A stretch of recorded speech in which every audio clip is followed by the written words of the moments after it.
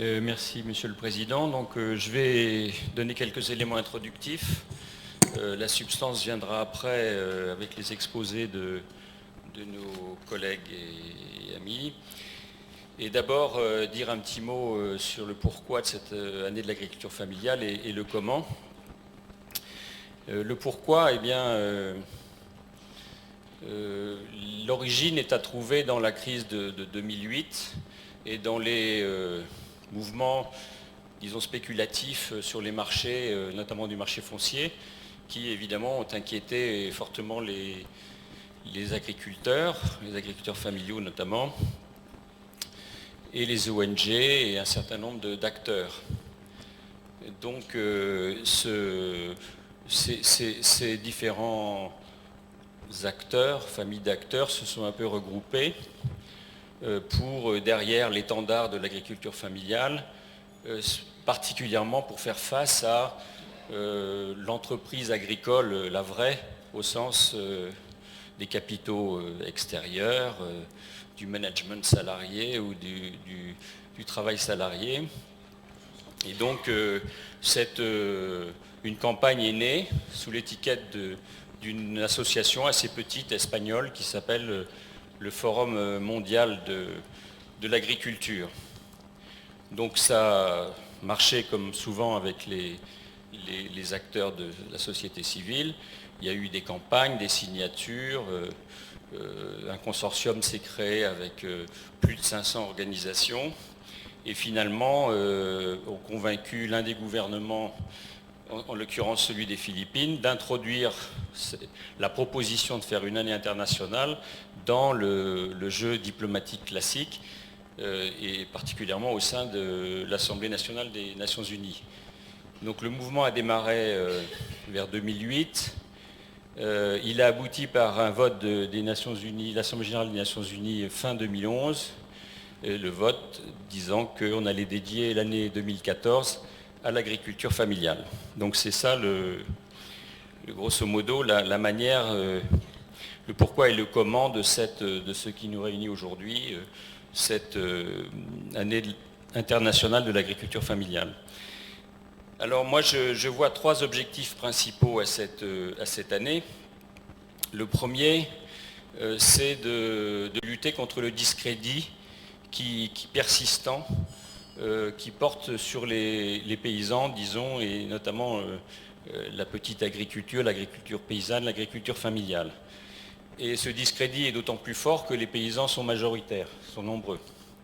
Il est très fort dans des pays où il y a 65% de paysans dans la population, ce qui est quand même paradoxal que des gouvernements méprisent les 2/3 de sa population.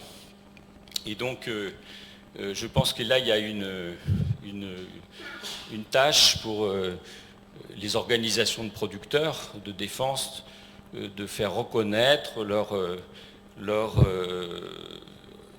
légitimité, faire respecter leur travail. Il y a une tâche pour des médias, il y a une tâche pour des personnalités aussi d'aller contre ce discrédit. Il y a un deuxième objectif, c'est et plus peut-être pour des scientifiques, c'est d'apprécier les avantages ou les désavantages comparatifs du caractère familial des exploitations agricoles, de l'agriculture familiale.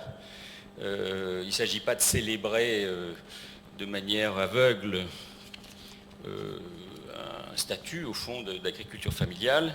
Il y a certainement des situations où elle présente des désavantages, mais globalement, on peut penser que pour les fonctions de production, la fonction de production alimentaire, pour la gestion des ressources naturelles et surtout pour l'emploi, il y a dans bien des cas une supériorité de cette formule d'agriculture familiale par rapport au modèle donc, qui est en face dans ce débat de l'entreprise agricole à capitaux extérieurs, à travail salarié, etc.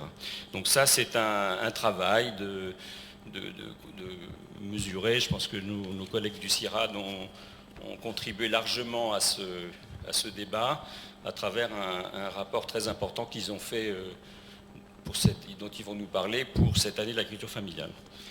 Le troisième point qui est plutôt à l'adresse des gouvernements, c'est de voir comment définir des politiques publiques qui créent un environnement favorable au développement des agricultures familiales. Dans bien des cas, on est au contraire à contre. On a plutôt des politiques, disons, anti-paysannes que des politiques pro-paysannes dans la plupart des pays. Alors, pour ce qui est de la France, le gouvernement, à travers les deux ministres principalement concernés, celui de l'agriculture et celui du développement affaires étrangères, se sont saisis de cette opportunité ouverte par l'ONU et on dit on va prendre des initiatives et rentrer dans cette année de l'agriculture familiale, d'autant qu'on peut considérer qu'en France, l'histoire de l'agriculture elle est familiale et qu'elle reste, l'agriculture française, familiale dans sa très grande majorité des cas. Et donc on a commencé à voir autour de... Bon, je dis on parce que j'ai été chargé par ces deux ministres d'animer un peu ce processus. Donc on a commencé par faire le tour un peu des différentes familles d'acteurs, etc., de chercheurs, ONG, fondations, organisations de producteurs, peut-être en priorité organisations de producteurs, établissements publics, voir un peu ce que chacun voulait faire ou pouvait faire pour, sur un point particulier ou sur l'un de ces objectifs que j'ai cités, faire prendre une initiative. Et donc on a pu, au mois de décembre, quand on a lancé l'année française de l'agriculture familiale, recenser déjà une centaine d'événements qui vont se passer en France, petits événements, plus grands événements, parfois événements internationaux. Et donc cet exercice qui continue, avec des moments un peu phares, notamment pendant le Salon de l'agriculture, mais aussi une grande réunion internationale des chercheurs, des institutions de recherche à Montpellier en juin, un congrès mondial des jeunes agriculteurs en Bordeaux en septembre. Bref, beaucoup d'événements. Et donc, on a, entre les sections 4 et 10, on s'est réunis pour voir ce que l'Académie pourrait proposer. Et on a convenu d'abord d'utiliser les moyens classiques de l'Académie, c'est-à-dire cette séance, un dossier dans la revue de l'Académie, mais également le discours inaugural de notre président. Et aussi, on a essayé d'établir un lien particulier avec la DGER et les écoles d'agronomie pour voir comment s'associer pour aboutir à un colloque final au ministère de l'Agriculture à l'automne. Voilà, donc je n'insiste pas davantage. Le programme est assez simple. Il va y avoir une première présentation à deux voix du CIRAD sur les problématiques de l'agriculture familiale dans le monde, et principalement dans le sud du monde. Donc c'est Pierre-Marie Bosque qui est là et Jacques Marzin qui vont faire ça, une vingtaine de minutes. Puis un autre volet sur l'histoire de l'agriculture familiale française en France. Donc ça c'est Bernard Roux qui prendra la parole. On aura ensuite une petite présentation de la DGER sur ce projet de séminaires itinérants en liaison avec l'Académie et de colloque final. Et puis un débat, bien sûr. Et enfin, les conclusions seront tirées par Pascal Bergeret, qui est là, qui est un ancien sous-directeur de la DGER, pour ne prendre que cette fonction, et qui est maintenant directeur de l'Institut agronomique de Montpellier, et qui a lui-même eu un grand parcours au Vietnam, au Népal, etc., dans différents pays sur ces problèmes d'appui à l'agriculture familiale. Voilà. Voilà, on va essayer de tenir les délais. Donc merci de nous avoir invités, de nous donner l'opportunité de présenter devant vous des travaux qui sont essentiellement des exercices collectifs. Si on fait la présentation à deux voix, on a déjà 4 collègues qui nous ont aidés. Et en même temps, on prend appui sur 3 travaux récents, celui qui a été cité par Henri tout de suite, qui était une commande de l'Agence française de développement, du ministère de l'Agriculture et du ministère des Affaires étrangères. Un travail ensuite que j'ai coordonné dans le cadre High Level Panel of Experts du Comité de sécurité alimentaire mondial qui était sur l'investissement chez les petits producteurs. Et ensuite, un travail qui va sortir, et là on augmente le nombre de participants puisque Jean-Michel Sourisseau, notre collègue, a coordonné un travail collectif au niveau du CIRAD où à peu près un peu plus d'une cinquantaine de chercheurs se sont mobilisés et c'est un travail qui va sortir dans le cadre du Salon de l'agriculture. Je mentionnerai également des éléments de l'étude Ruralstruc qui a été coordonnée par notre collègue également Bruno Loche entre l'aide française et la Banque mondiale et on lui emprunte quelques éléments dans cette présentation d'aujourd'hui. Donc voilà, c'est une présentation à deux voix mais qui rassemble des travaux collectifs derrière. Alors tout d'abord, on va essayer de définir ce qu'on entend par l'agriculture familiale. Ensuite, on présentera le poids des agricultures familiales dans les pays en développement. Et ensuite, Jacques Marzin présentera 4 problématiques qui nous paraissent essentielles. Alors, premièrement, l'agriculture familiale, il y a beaucoup de définitions. Et tout d'abord, ça dépend de quel point de vue on se place. Alors, on a essayé de distinguer ça pour essayer nous-mêmes de nous clarifier nos idées entre des travaux à finalité analytique, qui sont principalement du domaine de la recherche, des travaux qui ont une vocation un peu plus normative et qui renvoient à l'administration et à la politique publique, et enfin des travaux qui sont davantage, ou des manières de nommer qui sont davantage reliées à des identités et qui sont à la fois des identités professionnelles que les acteurs se donnent eux-mêmes, mais aussi des manières de nommer que donne la société civile. Alors tout ça pourquoi? Parce qu'en fait, on avait une réelle insatisfaction sur la manière de nommer et de distinguer les agricultures. Insatisfaction sur la taille. Petite agriculture, ça va dépendre du pays dans lequel on se trouve. Ça va dépendre au sein d'un même pays, de la région ou du système productif qu'on considère. Du maraîchage, ce sont de très petites superficies, c'est très intensif. De l'élevage extensif en Argentine, c'est beaucoup plus de superficie. C'est d'autres façons de produire, c'est d'autres façons de nommer. Donc la taille nous pose problème. La destination de la production ou la logique productive, l'agriculture de subsistance, l'agriculture capitaliste, l'agriculture paysanne, bon, ça pose un certain nombre de problèmes parce que si l'agriculture de subsistance proprement dite, on peut dire qu'elle a quasiment disparu. Par contre, des gens qui produisent pour leur subsistance, c'est toujours d'actualité. Et l'agriculture commerciale est souvent combinée avec de l'agriculture de subsistance. Les identités également, les identités paysans, agriculteurs, producteurs, exploitants agricoles, mais ce n'est pas une catégorie analytique qui permet de bien poser les choses. Ce n'est pas tellement utile non plus dans les recensements. Le statut juridique, c'est également très dépendant des contextes et on peut s'apercevoir, si on prend le cas français, que des formes sociétaires peuvent être pilotées par des structures familiales et avoir une logique patrimoniale familiale. Donc notre proposition de définition vient un peu de cette insatisfaction et un peu du brouillage des manières de nommer. Et donc on a voulu essayer de proposer une définition qui soit à la fois compréhensive, qui reconnaisse les spécificités de l'agriculture familiale, mais qui soit également opératoire, c'est-à-dire qui permette à partir des recensements notamment, de pouvoir compter, de pouvoir dénombrer. Parce qu'une des caractéristiques quand même du paysage mondial sur l'agriculture familiale, c'est qu'on a du mal à compter les agricultures familiales, tout simplement. Avant d'envisager leur contribution à la production, on a du mal à les compter. Donc, en termes de définition, ce qu'on propose, c'est de distinguer l'agriculture familiale comme une des formes d'organisation de l'activité agricole. Et comme caractéristique spécifique, c'est les liens entre la famille et l'unité de production. Et deuxième condition, c'est que le travail est du travail familial et on exclut de ce fait le salariat permanent. Alors ça c'est vraiment une proposition, ça prête à discussion, ça prête à discussion entre nous, ça prête à discussion avec d'autres, mais c'est une façon qu'on a d'essayer de clarifier le débat. Et l'idée c'est que ce qui fait sens, c'est justement l'intrication entre le patrimoine familial et le capital d'exploitation. C'est ce qui explique d'une part la capacité à encaisser des chocs, et parfois je dirais au détriment de la rémunération de l'agriculteur, mais c'est aussi la capacité aussi à investir, à innover. Et donc du coup le caractère patrimonial de l'agriculture familiale nous semble être une des caractéristiques une des caractéristiques distinctives, et également le fait que pour nous, dans la définition qu'on propose, on exclut les agriculteurs qui ont des salariés permanents.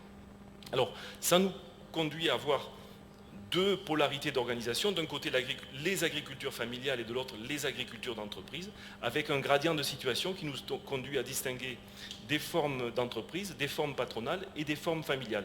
Les formes patronales étant celles où on combine le salariat permanent avec du travail familial.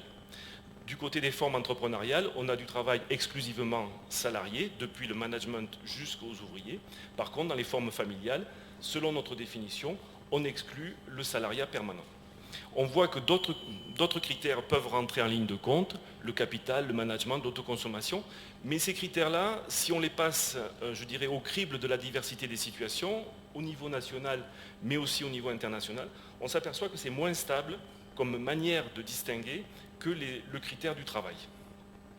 Alors, premièrement, ce qu'il faut dire sur les agricultures familiales au niveau mondial, c'est qu'elles concernent tous les continents, toutes les écologies, des plus faciles aux plus contraignantes. Elles reposent de ce fait sur une large base de connaissances spécifiques, empiriques, accumulées par les paysans, non seulement sur les milieux cultivés, mais aussi sur les espèces et sur les animaux élevés. Mais ça alimente également une grande diversité des marchés, depuis les marchés locaux jusqu'aux marchés internationaux. Alors, cette diversité-là, au niveau de la seule catégorie agriculture familiale, on propose également une grille d'analyse de cette diversité. Là aussi, ça provient d'une insatisfaction qu'on avait. Dans les typologies usuelles, on a l'habitude de voir grande exploitation, petite exploitation, moyenne exploitation, et toujours avec un recours à la taille. Là, on pense proposer, donc on fait cette proposition en insistant sur deux points. Premièrement, on introduit de manière assez forte l'autoconsommation et le système d'activité. Bien évidemment, il y a d'autres critères, mais je voudrais insister sur ces deux-là. L'autoconsommation, pourquoi? Parce que c'est un élément, entre guillemets, à la fois de la performance, et qu'on a tendance, dans une économie qui se marchandise, à négliger cet élément-là. C'est un élément de la performance, mais aussi c'est un élément de la résilience des exploitations par rapport aux fluctuations des marchés. Et deuxièmement, le système d'activité. Pourquoi? Parce que bien souvent, les agriculteurs sont aussi artisans, sont aussi petits commerçants, développent aussi des stratégies de diversification des activités. Et selon nous, ça ne les exclut pas, entre guillemets, du monde de l'agriculture familiale. Au contraire, on considère que bien souvent, les budgets, il faut les considérer globalement au niveau des ménages agricoles, et que ces activités-là concourent à la fois à l'alimentation des producteurs, à leur sécurité alimentaire, mais ça concourt également à l'investissement agricole. Il en va de même des éléments de politique qui peuvent utiliser, comme par exemple la protection sociale. Mais ça, on le verra. Donc on a ces cinq critères-là, et on rajouterait deux critères transversaux. Premièrement, la substitution, j'ai déjà la lumière rouge, la substitution de la main-d'œuvre familiale par le capital, et du coup ça induit, en fonction du niveau de capitalisation, une certaine rigidité dans le système productif. Ça va souvent de pair avec une spécialisation. Et puis deuxièmement, un critère un peu plus synthétique sur les stratégies et les finalités de l'activité développée au niveau des familles. Sur le poids de des agricultures familiales dans les pays en développement, comme je vous disais, on a des problèmes parce que ce n'est pas une catégorie identifiée dans les statistiques nationales. Par contre, si on fait une analyse des données sur 81 pays qui représentent 84% de la population mondiale, on voit que les grandes masses sont en Asie. Vous avez le rouge avec l'Afrique subsaharienne qui apparaît, et puis tout le reste, c'est-à-dire l'Amérique, l'Europe, etc., c'est la petite partie qui représente 7% en nombre d'exploitants. Donc on voit que les grandes masses de l'agriculture familiale, c'est vraiment l'Asie. Et à l'intérieur de ces agricultures familiales, on insiste également sur le caractère pluriactif de leurs activités. Deuxièmement, une contribution massive, le vert, c'est la contribution des agricultures familiales, le reste, c'est les autres agricultures, donc une contribution massive à l'alimentation mondiale. Sur les ressources naturelles, on a essayé de faire un diagramme qui représente le fort impact sur l'environnement ou le faible impact, l'axe vertical, et ensuite une dépendance plus ou moins forte à l'agrofourniture. On s'aperçoit que l'agriculture familiale, elle se positionne dans l'ensemble de ces cadrans de cette dichotomie. Donc en fait, ce qui est important par rapport à l'effet sur les ressources naturelles, c'est l'interaction entre les formes d'organisation et les politiques qui vont favoriser plus ou moins telle ou telle forme de modèle technique. Donc les contributions je dirais qu'il y a un paradoxe sur le fait qu'on a une très forte contribution à l'alimentation mondiale, deuxième carton rouge, et en même temps massivement des sous-alimentés qui sont des ruraux et des malnutris selon les estimations, 70%. Enfin, des contributions qui sont immatérielles ou non mesurées, l'autoconsommation, les échanges de marchands, Jacques va en parler tout à l'heure, les savoir-faire, les connaissances empiriques et également les éléments culturels, sans parler de la culture et de la biodiversité alimentaire. Voilà. Donc Jacques va continuer avec les problématiques. Un accès.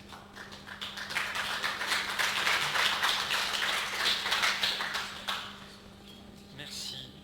Donc nous allons aborder quatre éléments sur la question des emplois, la sécurisation de l'accès aux ressources, des impacts environnementaux et de la question de l'autoconsommation. Je ne vous ferai pas l'injure de rentrer dans le détail de ce tableau. Deux éléments simplement qui nous semblent être importants. Le premier point, c'est qu'en Afrique, d'ici 2050, par rapport à 2010, on double la population. On arrive à 1,6 milliard de personnes. Et sur l'Asie du Sud et de Centrale, on arrive pratiquement à 2,5 milliards de personnes. Qu'est-ce que ça a comme conséquence en termes d'entrée de jeunes actifs sur le marché du travail? En rouge, vous avez l'Afrique, en vert, l'Asie du Sud et Centrale, en gris, l'Asie de l'Est, qui a déjà fait sa... en vert, pardon, l'Asie de l'Est, qui a déjà fait sa transition démographique. Par contre, on voit qu'en Asie du Sud et Centrale, on a entre 2010 et 2050, 40 millions de jeunes actifs qui rentrent sur le marché du travail chaque année. Et en Afrique, ce sera entre 20 et 35 millions, en sachant que ça va continuer après. Qu'est-ce que ça a comme conséquence? Ça a comme conséquence d'amener au niveau de la sécurité mondiale, quand on la conçoit par les marchés agricoles internationaux, la mise en concurrence d'agricultures qui ont des niveaux de productivité extrêmement différenciés. On a un rapport de 1 à 1000, on a un tiers des actifs qui produit 1 tonne par hectare et par an, c'est la culture manuelle sans intensification révolution verte. On multiplie par 10 dans les plaines irriguées asiatiques, on multiplie par 5 ensuite si on passe à la traction animale, et dès qu'on motorise, on voit. Donc on voit bien cette asymétrie extrêmement forte qui est en train de s'organiser. Quatrième élément extrêmement rapide, c'est le niveau de pauvreté qui existe dans les situations d'agriculture manuelle sans révolution verte. Donc vous avez sur la gauche les situations tirées de l'étude Rural Struc en 2010 du Mali ou du Sénégal, où on voit que la quasi-intégralité de l'échantillon était en dessous du niveau de 1 $ par jour en parité de pouvoir d'achat. Donc vraiment des situations qui sont compliquées. Un exemple qui est produit par un de nos collègues du Vietnam, vous savez que ce pays est le second exportateur mondial de riz aujourd'hui, une analyse de la répartition de la valeur ajoutée dans la plaine du Mékong, qui est une plaine majeure en termes de production. En pourcentage, ce partage de la valeur ajoutée peut paraître relativement raisonnable, avec 34% de la valeur ajoutée qui reste au niveau du paysan. Mais quand on le met en rapport au volume produit, on voit des niveaux de rémunération en valeur absolue qui sont assez alarmants entre les exportateurs et les fermiers. Tout ça pour conclure que les éléments qu'on vient de vous montrer montrent que la sortie des actifs de l'agriculture n'est pas possible partout. À cause du niveau de formation des jeunes actifs, à cause de l'absence de développement des secteurs secondaires et tertiaires, mais aussi par rapport au siècle précédent, par rapport aux limitations extrêmement fortes sur les émigrations internationales. Il n'y a plus d'Indiens à tuer en Amérique du Nord et des excédents de population européenne qui peuvent y aller.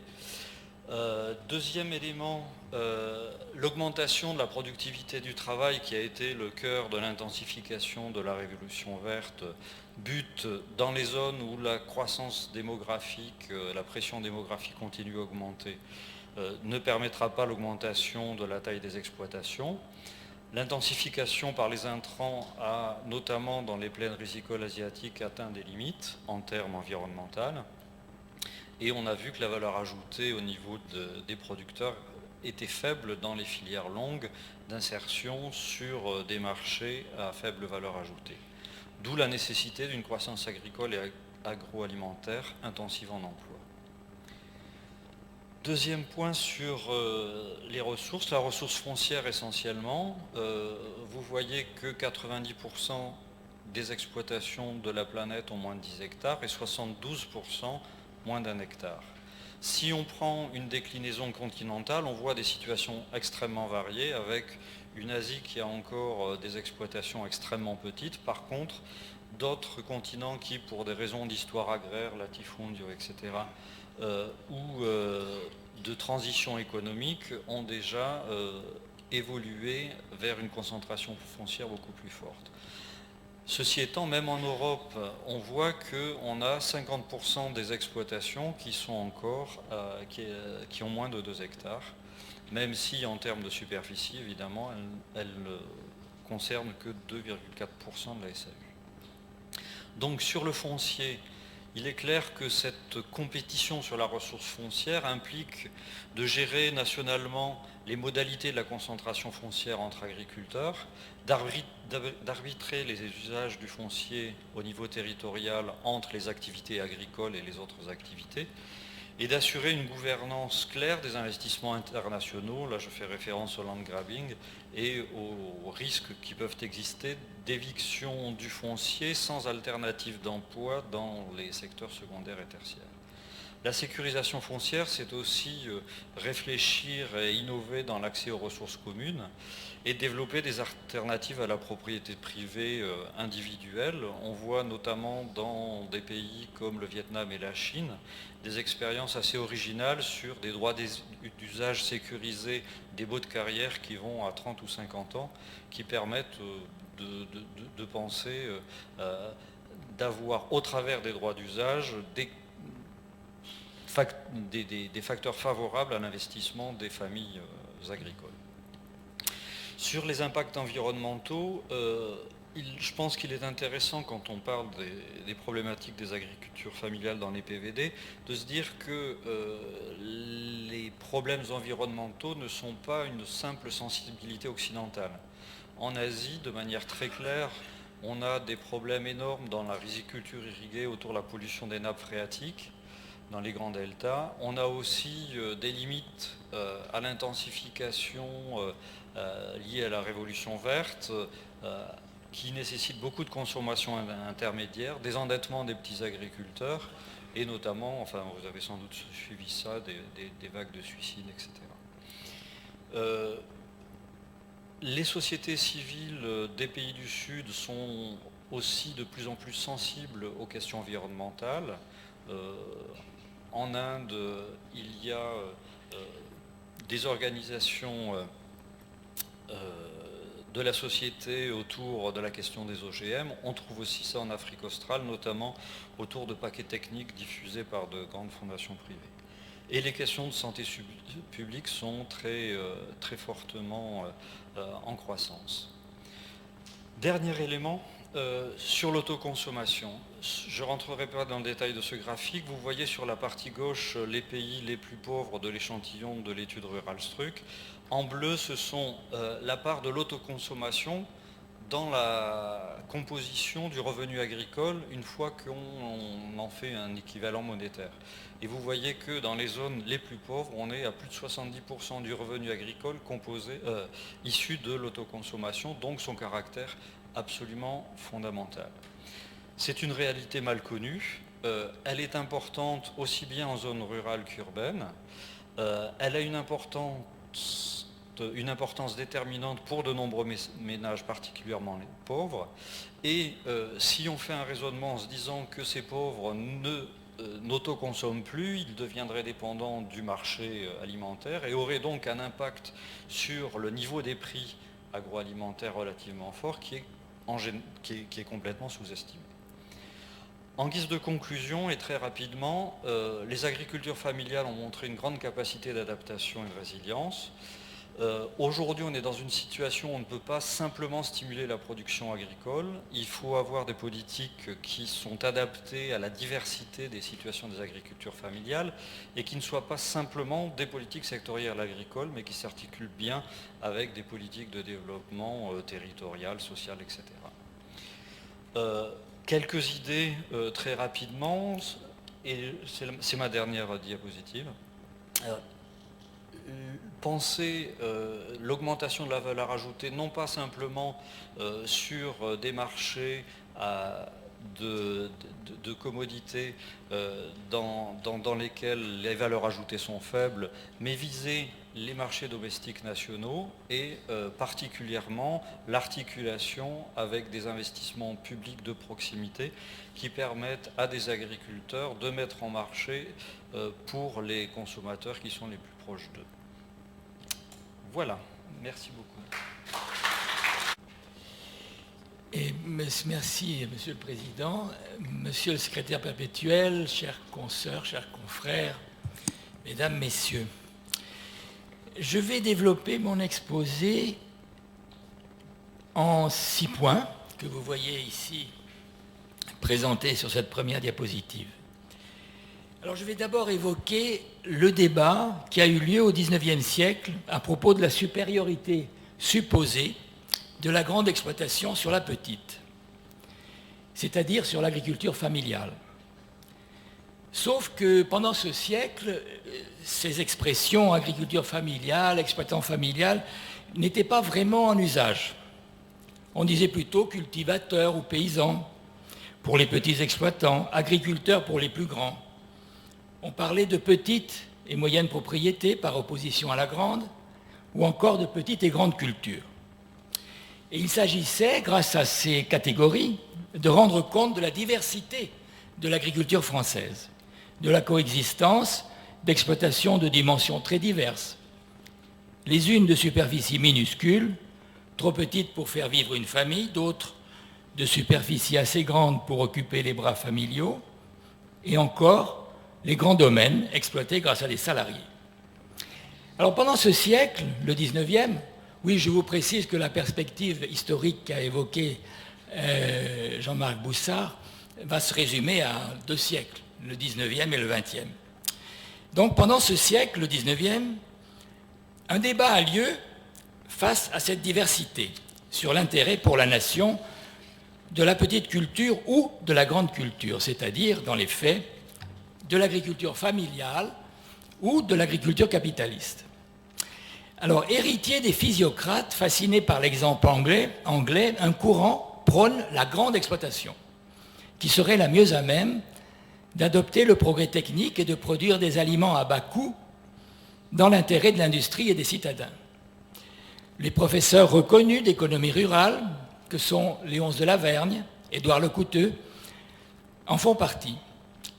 Lecouteux écrit la chose suivante, dans la dernière partie du siècle. Il nous faut en quelque sorte des manufactures produisant à bon marché les subsistances, le pain, la viande, la laine, que réclame une population croissante. Toute la raison d'être de la grande culture est là. Son avenir, c'est son utilité même.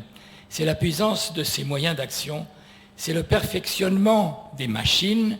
C'est la valeur des hommes riches et instruits.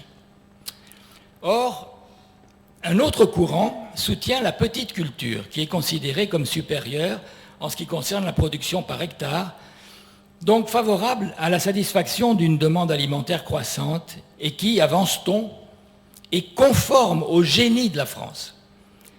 Il s'appuie sur les exemples de la Flandre, de la Belgique, de la Lombardie. Et un bel exemple est celui d'Émile de Lavelay, décrivant l'agriculture belge et qui dit « La petite propriété et la petite culture, quand le cultivateur possède le sol qu'il fait valoir, ne donnent généralement que de bons résultats. » Alors finalement, au cours de ce siècle, de ce 19e siècle, on constatera que la petite culture ne cède pas devant la grande, bien au contraire, et à l'encontre des prévisions, notamment des prévisions marxistes. Ce siècle aura été celui de la division de la grande propriété à la suite de l'application du Code civil et de l'affermage et du métayage en petits lots. Rares auront été les grandes exploitations concentrées dans quelques régions, conduites selon les méthodes du capitalisme agraire. Alors, qu'est-ce qui explique au XIXe siècle que l'emprise du capitalisme agraire ne se soit pas étendue? L'économiste rural bien connu, Michel Auger-Larribé, entre autres, lui-même plutôt favorable à l'agriculture pratiquée en grand domaine, en donne une explication dans un ouvrage qui paraît au début du XXe siècle. Et il écrit « Si les exploitations ne se concentrent pas davantage, c'est que les capitaux de placement ne vont pas volontiers à l'agriculture. Ils en sont détournés par la finance et l'industrie qui leur offrent des conditions plus avantageuses, plus de mobilité et souvent même plus de sécurité. L'opinion générale est que la production agricole se prête très mal à la constitution de sociétés par action. » Alors à cela s'ajoutent les caractéristiques du marché foncier.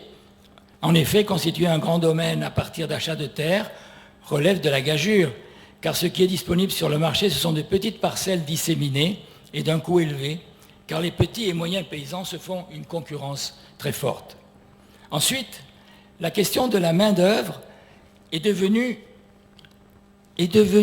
cruciale avec l'exode rural qui a commencé déjà. Et Auger-Larribé ajoute: les avantages inhérents au grand domaine sont annihilés par la difficulté d'y maintenir des équipes nombreuses de bons ouvriers. Enfin, il dit ceci: les riches, eux aussi, eux d'abord, quittent la terre.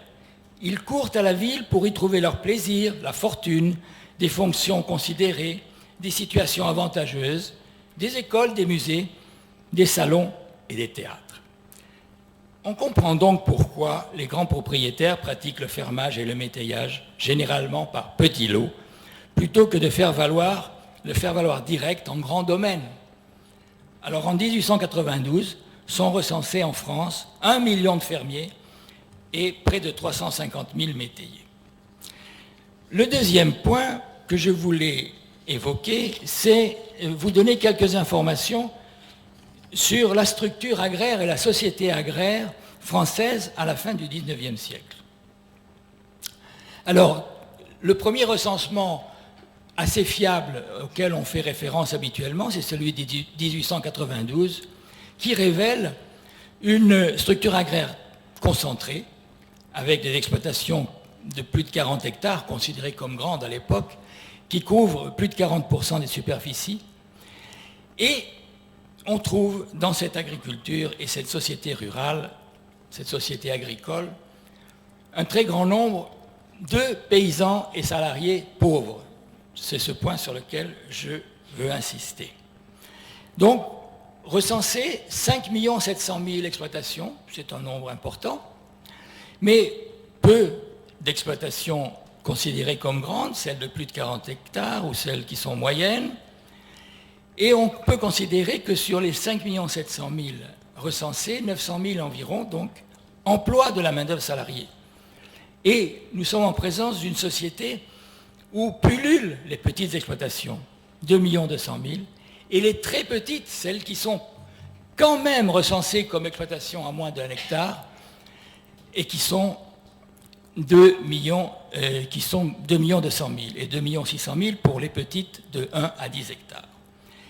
S'y ajoutent les ouvriers, ceux qui sont des ouvriers saisonniers, dont la majorité proviennent de ces mini-fondias, 1 800 000 environ, plus 1 800 000 ouvriers permanents.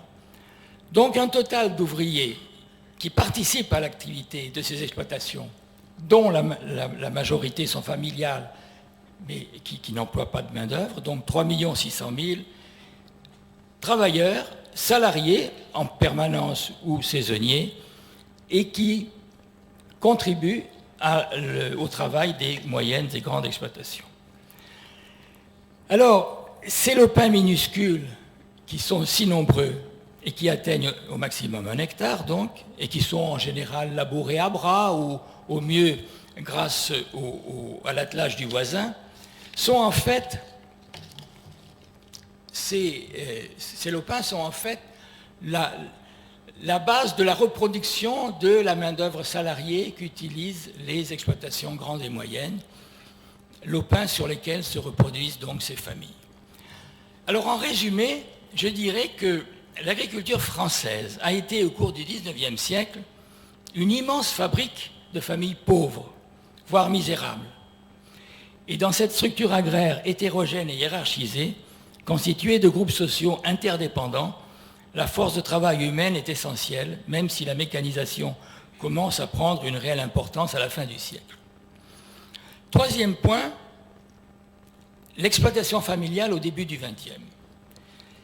Donc, au début de ce XXe siècle, la gestion des grands domaines en mode capitaliste ne s'est pas généralisée et la grande propriété n'a pas évincé la petite. Ceci permet, au début du XXe siècle, au ministre de l'Agriculture, Joseph Ruault, de la gauche radicale, d'affirmer dans un discours important, en 1909, et de prononcer la phrase suivante. D'une façon formelle et définitive, la non-supériorité de la grande culture, l'inexistence d'un mouvement de concentration de la propriété rurale et des exploitations agricoles, l'échec des théories émises sur l'envahissement de l'agriculture par les modes de l'exploitation capitaliste. Et le ministre peut d'autant plus tranquillement insister sur la supériorité de la petite culture, autrement dit de l'agriculture familiale, que les statistiques révèlent que les productions agricoles ont régulièrement augmenté au cours du XIXe siècle. Alors, il faut dire qu'à la fin dans les dernières décennies du XIXe siècle, les paysans, les agriculteurs, moyens ou petits, ont pu bénéficier de quelques décisions importantes, notamment grâce à ce qui a permis le développement des syndicats, des coopératives et du crédit. Alors c'est vraiment au XXe siècle que l'on commence à employer l'expression exploitation familiale. Et c'est pour en vanter les mérites. Le populiste Pierre Caziot, par la suite ministre pétainiste pendant l'occupation, s'en fait le chantre dans un livre qu'il a publié en 1919, intitulé « La terre à la famille paysanne ».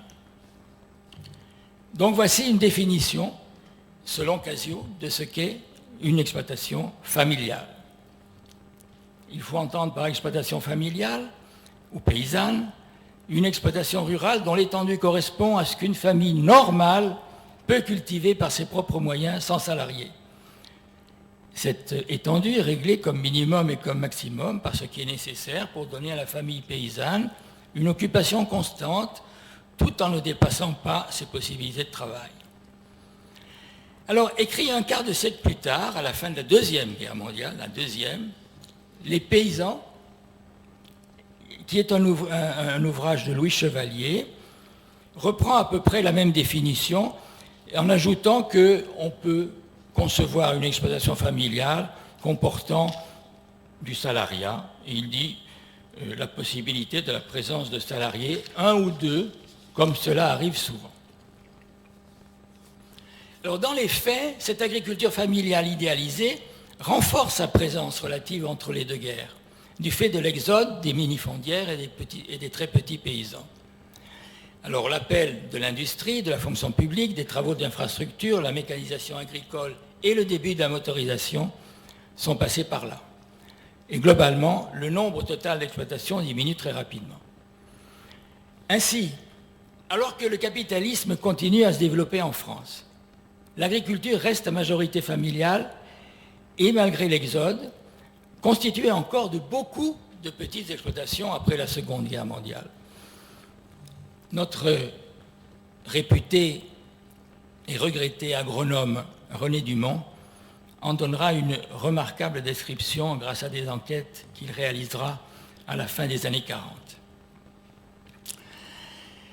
Alors, il peut y avoir une apparente contradiction entre ce développement économique de la France grâce au système de l'économie capitaliste de marché et la persistance de nombreuses exploitations familiales, certaines très petites. Des économistes ruraux, notamment français, dans les années 60 et 70, en ont élucidé les raisons. Ils ont montré pourquoi le capital se satisfait très bien d'unités de production de modeste dimension économique. Les faibles économies d'échelle, au-delà de la dimension physique qui permet la mise en œuvre dans de bonnes conditions d'efficacité des moyens techniques disponibles à un moment donné, en sont une bonne raison. Les agronomes rappellent de plus que la production agricole ne facilite pas la division du travail. Quant aux économistes, ils rappellent que l'atomisation de l'offre agricole empêche de peser sur les marchés et sur les prix. En résumé, le capital a en quelque sorte délégué aux familles d'agriculteurs le soin de fournir les produits dont nous avons besoin pour notre alimentation, concentrant ses efforts sur les secteurs d'amont et d'aval de l'agriculture. C'est donc par le marché que l'économie capitaliste a absorbé l'agriculture familiale sans la détruire. Alors, cette absorption progressive de l'agriculture familiale par le capitalisme, en supprimant des millions de très petites et petites exploitations, a largement transformé la structure agraire. Voilà une diapositive qui montre, sur un siècle, la transformation de la structure agraire, analysée en fonction de la surface de l'exploitation. Et on voit comment cette structure se transforme pour, dans les dernières décennies, permettre une croissance très forte des exploitations les plus grandes. Alors je pense qu'il faut souligner dans cette évolution le rôle déterminant de l'État qui a accompagné ces transformations. Dès le XIXe siècle, les dispositions protectionnistes prises au début des années 1880 ont incontestablement été favorables au maintien de la diversité de l'agriculture. Après la Deuxième Guerre mondiale, la politique favorable aux exploitants familiaux culmine avec les lois d'orientation de 1960 et 62. Soutenue par le syndicat des jeunes agriculteurs, la politique publique met en avant l'exploitation familiale à 2 unités de travail qui va être promue pendant des décennies par des mesures nombreuses contribuant à son agrandissement, sa capitalisation et sa modernisation. Alors, avant-dernier point, l'agriculture familiale aujourd'hui. Quelques informations que je vais simplement rappeler, mais que sans doute ici vous connaissez bien. On peut quand même se poser une question sur les 490 000 exploitations qui restent et qui ont été recensées en 2010. Peut-on parler d'exploitation familiale ? Si on regarde la répartition du travail dans ces exploitations, il apparaît clairement que domine encore très nettement le travail de la famille qui, maintenant, se réduit d'abord à celle du chef d'exploitation et en partie aussi aux aides familiaux.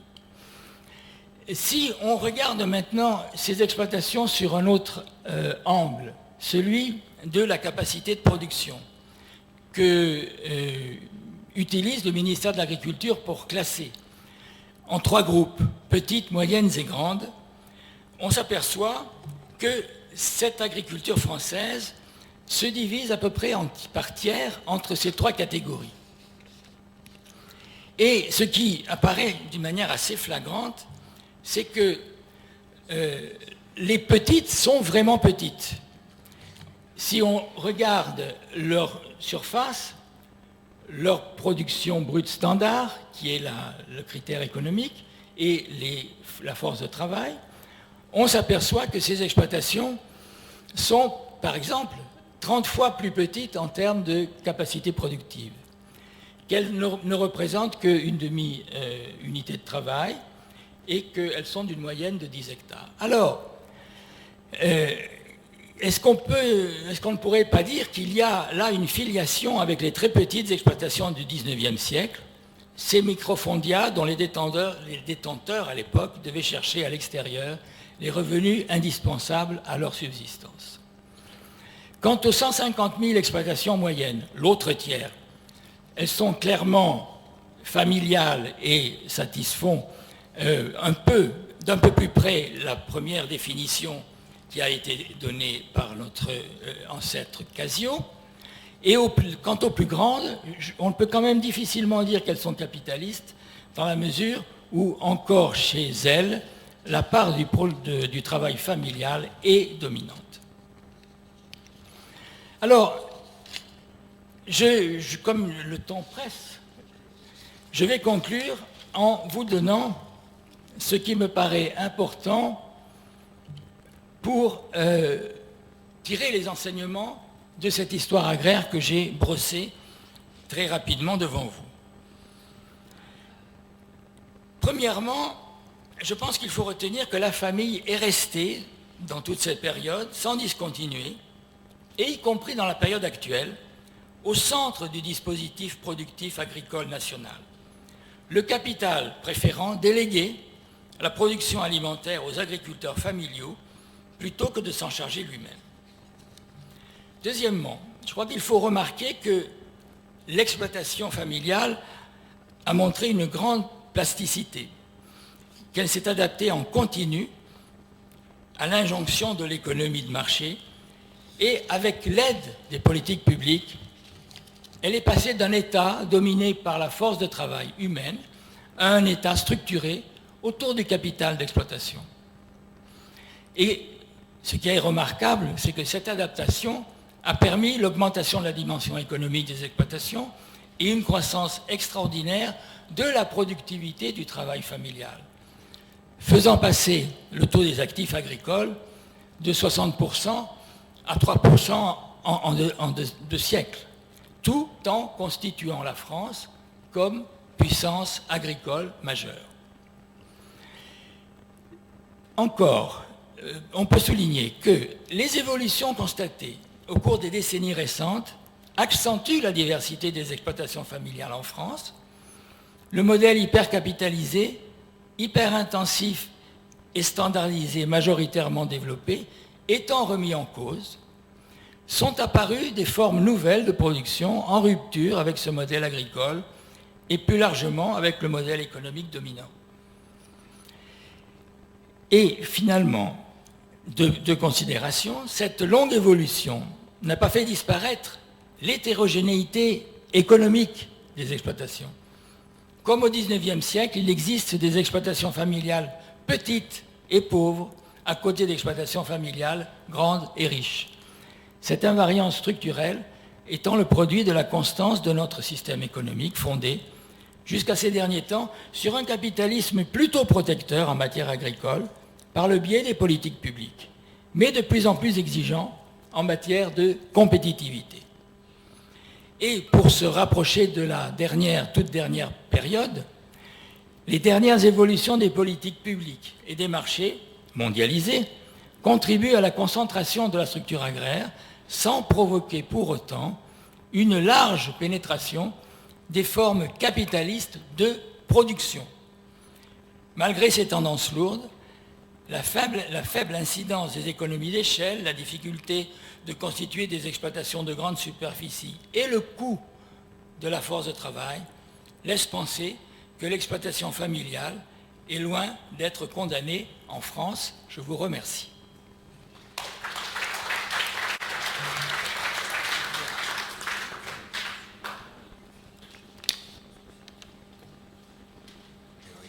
Bon, alors, je pense que nous allons... Bon, il est évident que il y a certainement beaucoup de gens qui ont envie d'intervenir sur ces trois exposés. Le programme prévoyait une communication de la DGER sur l'année internationale de l'agriculture. On mettra ça peut-être à la fin et on va peut-être ouvrir la discussion tout de suite sur les trois exposés qu'on vient d'entendre. Et alors, on continuera comme ça jusqu'à 5h moins le quart, et ensuite je passerai la parole à Bertrand Wibrecht. Alors, qui veut intervenir d'abord? Alors, André Neveu. Bernard Roux a terminé sa dernière phrase en nous expliquant qu'il n'y avait pas véritablement pénétration du système capitaliste dans l'agriculture française. Alors je dirais, moi, qu'il me semble que, d'accord, il n'y a pas pénétration de ce capitalisme extérieur, mais qu'il y a progressivement transformation des plus grandes exploitations en des exploitations qui, peu à peu, prennent des formes capitalistes sur un certain nombre d'aspects, en particulier par la multiplication des sociétés de gestion, des sociétés diverses de portage des terres, etc., des Cuba. Et petit à petit, ces structures qui se sont agrandies se transforment et prennent les formes du système capitaliste, même s'ils n'en ont pas toutes les caractéristiques. Bien, alors, on va faire un ensemble de 3 questions et réponses ensuite, et puis on recommencera ensuite un deuxième tour de 3 questions. Alors, Bernard Saugier avait demandé la parole, et Udo.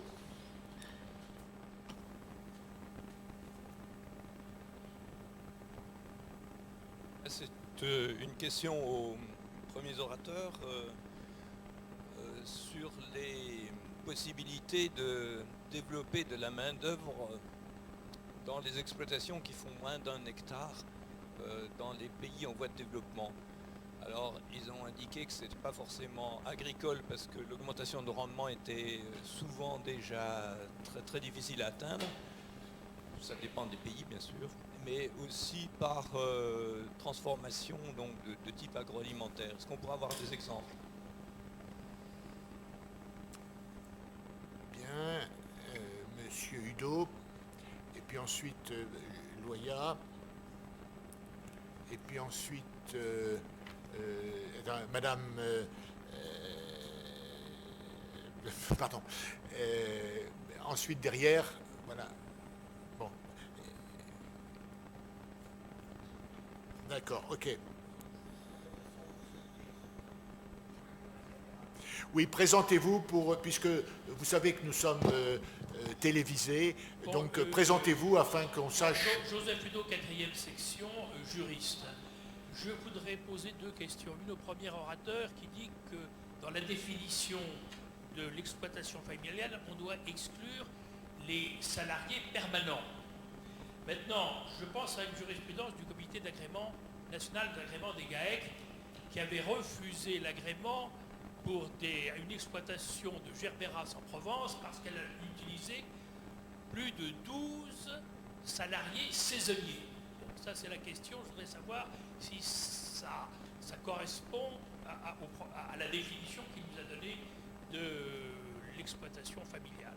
Et puis deuxième question, comment est-ce que ça va dans le sens de l'argumentation de notre confrère Roux, le fait que les GAEC, qui avaient été imaginés par le législateur comme devant associer des agriculteurs, je veux dire, extérieurs les uns aux autres, n'ayant aucun lien familial, que les GAEC qui soient principalement développés sont des GAEC père-fils. Voilà, je n'en dis pas plus, il y aurait beaucoup d'autres questions qui se gravent là-dessus. On peut poser la question aussi sur les GFA, mais j'en reste au GAEC, qui est une exploitation de type familial d'après le législateur. Bien, on va passer la parole à Jacques Loya, puis par Madame Vivier. Jacques Loya, ancien du ministère de l'Agriculture. Qu'en est-il de la dualité, je pense à Bernard Roux en particulier par rapport à la situation au Brésil, une dualité de l'agriculture entre système capitaliste et puis système familial, petite agriculture. Est-ce que cette dualité existe aussi en France? Et qu'en est-il finalement, c'est un petit peu la question que posait André Neveu, c'est le poids des sociétés. Peut-on considérer que le poids des sociétés dans l'agriculture française transforme l'agriculture en France?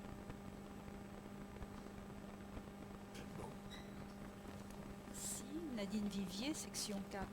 Je voudrais tout d'abord féliciter Bernard Roux pour le tour de force d'avoir en si peu de temps fait un panorama de l'évolution de l'agriculture, de la petite agriculture depuis 2 siècles. Et je voudrais en profiter pour lui demander de préciser, parce qu'il y a un moment où il a dit que l'agriculture du 19e siècle a été une fabrique de familles pauvres. Alors, je pense que c'est le temps et qu'il faudrait nuancer, parce qu'il y a eu effectivement un morcellement qui n'est que très partiellement dû au Code civil, puisque en fait les notaires se sont très bien débrouillés à travers la France pour utiliser le Code civil et sa souplesse pour laisser les zones de partage égalitaire telles qu'elles étaient, mais les zones de partage inégalitaire sont ont persisté aussi, mais surtout il y a eu revente de parcelles grâce à l'émigration. Et alors finalement, ces petites exploitations, est-ce qu'elles ont fabriqué des pauvres? C'est pas si évident que ça, puisque au fil des décennies, elles se sont spécialisées. Et finalement, elles ont survécu. Alors je voudrais lui demander. Bon, alors là-bas derrière, et ensuite on passe la parole aux orateurs.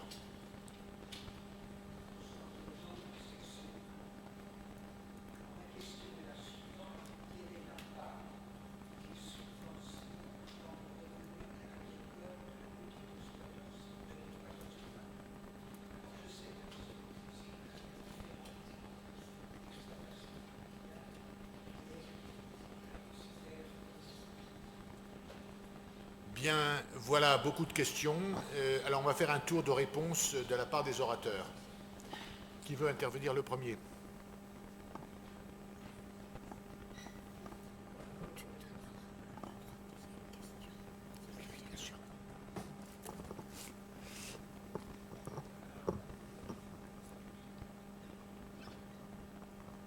Non, il faut allumer.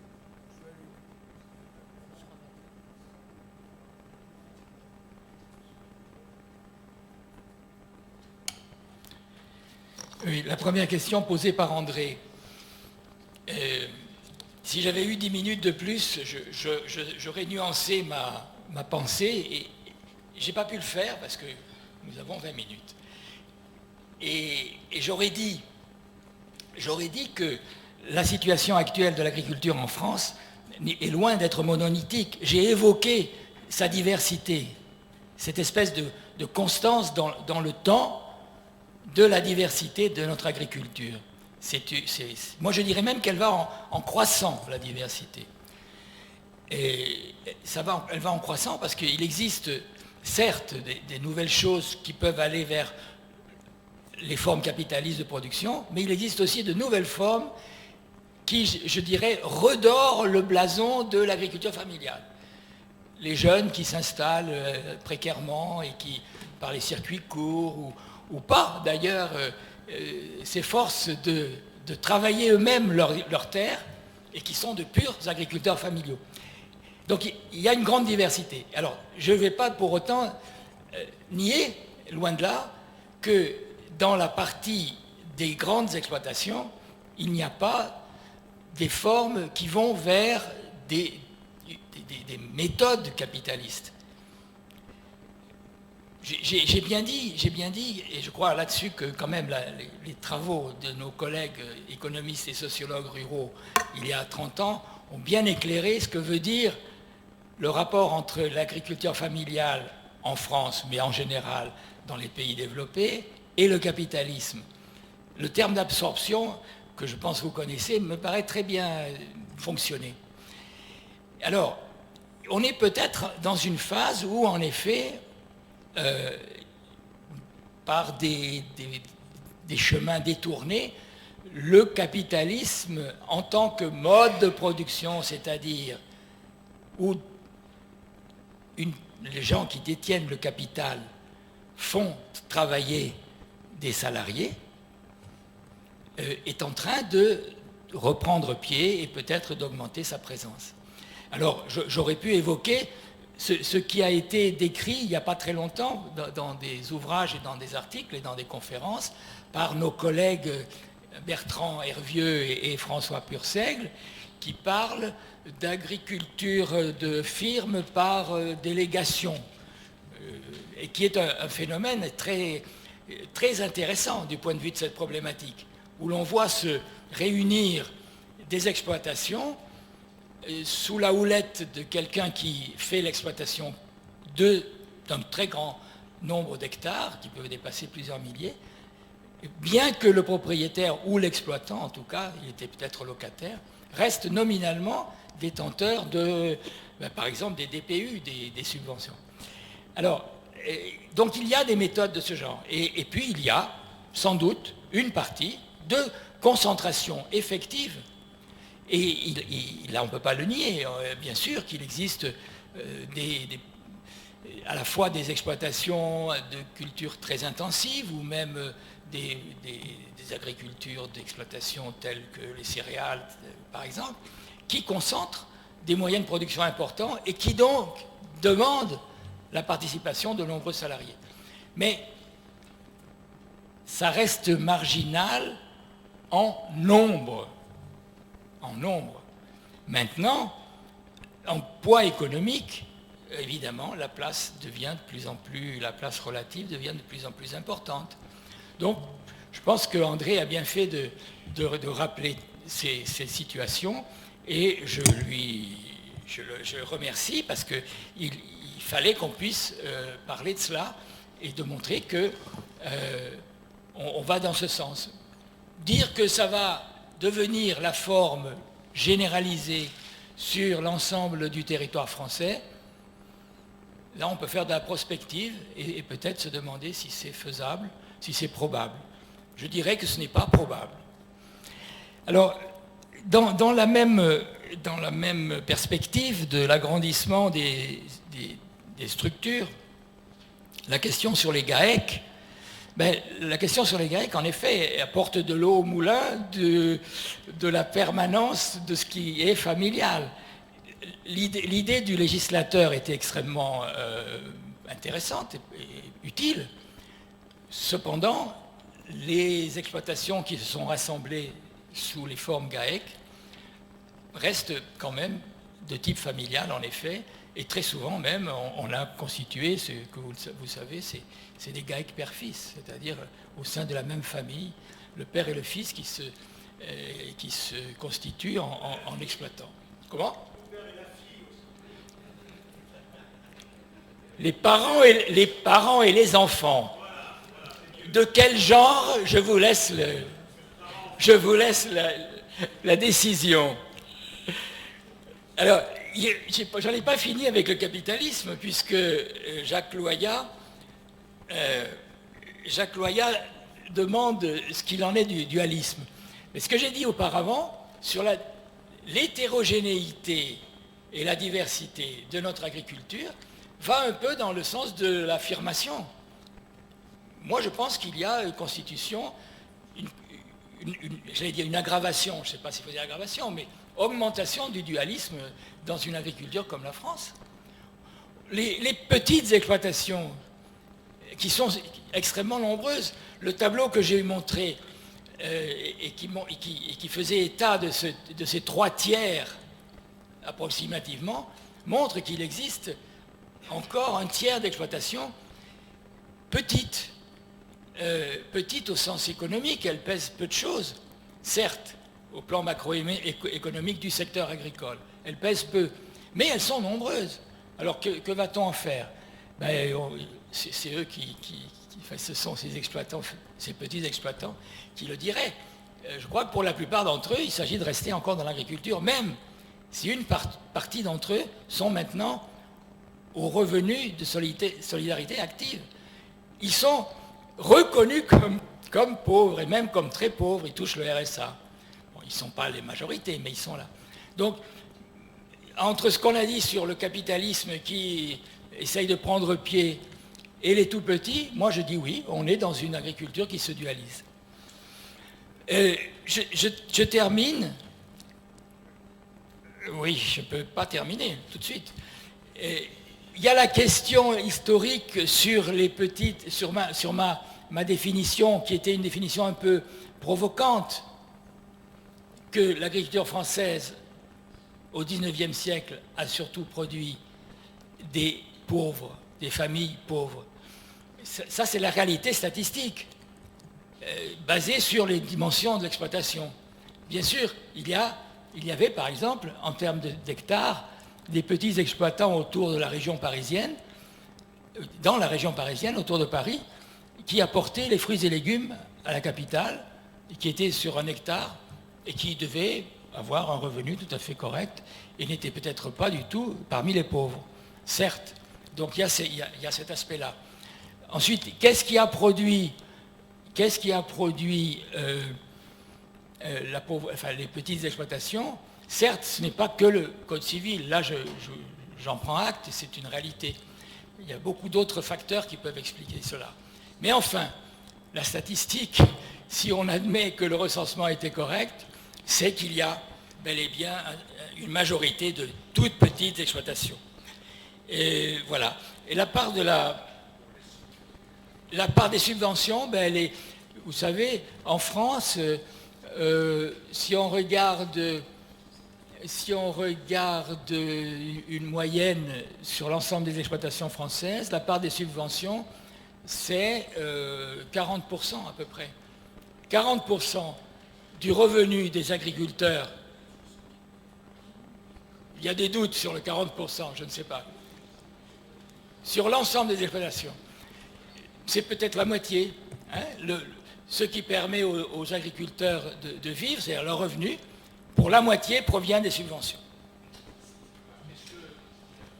Est-ce qu'il y a encore des orateurs qui ont quelque chose à dire? Où ça? Attends. Oui, vas-y. Non mais attendez, on fera un tour de questions après. Mais là, je veux terminer avec les orateurs.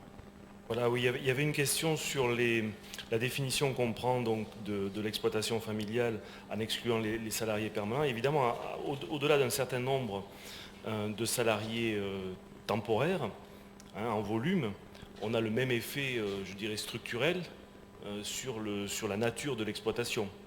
Et donc effectivement, le fait qu'on ait des salariés saisonniers en grand nombre peut être assimilé à un volume de salariés qui peut se transformer ou se convertir en salarié permanent, en équivalent salarié permanent.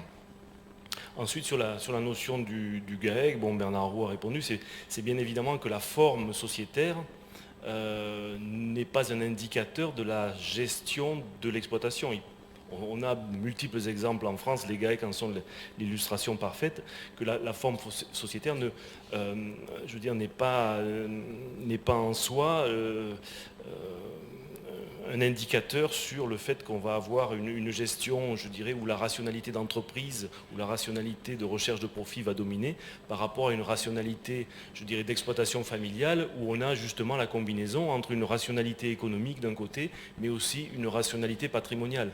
Et dans ce cadre-là, moi, il me semble que, moi j'aimerais beaucoup que les travaux qu'on conduise, on puisse les confronter à d'autres travaux dans le domaine des sciences sociales, notamment avec des gens qui travaillent sur, je dirais, les grandes familles capitalistes d'un côté, ou les entreprises de nature familiale qui sont dans d'autres secteurs d'activité que l'agriculture.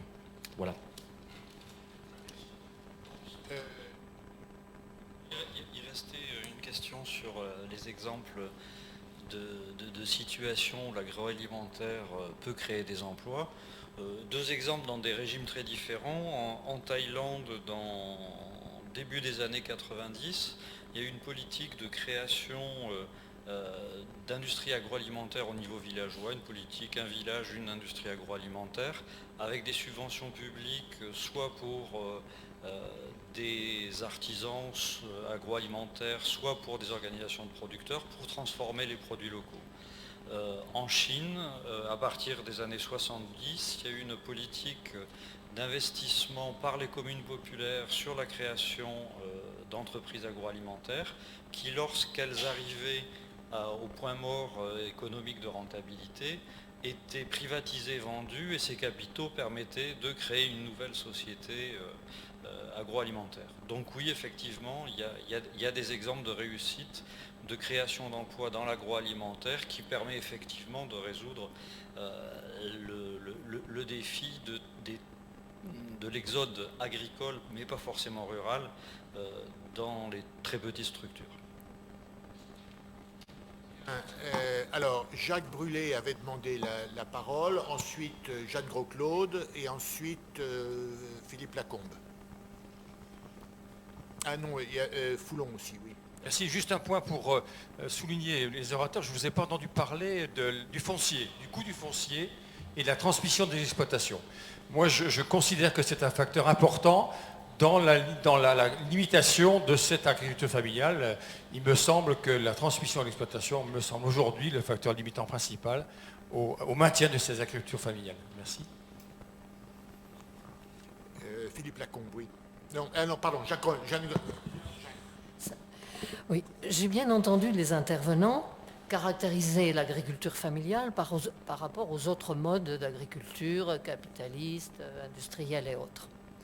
Mais si on se place du point de vue, de l'angle de vue de ceux qui ne sont pas dans l'agriculture, comment peut-on entendre cette sorte de glorification de ce que j'ai ressenti pour ma part comme un égoïsme des possédants de la cellule familiale qui réserve le travail à la famille, qui est un modèle de plus en plus excluant?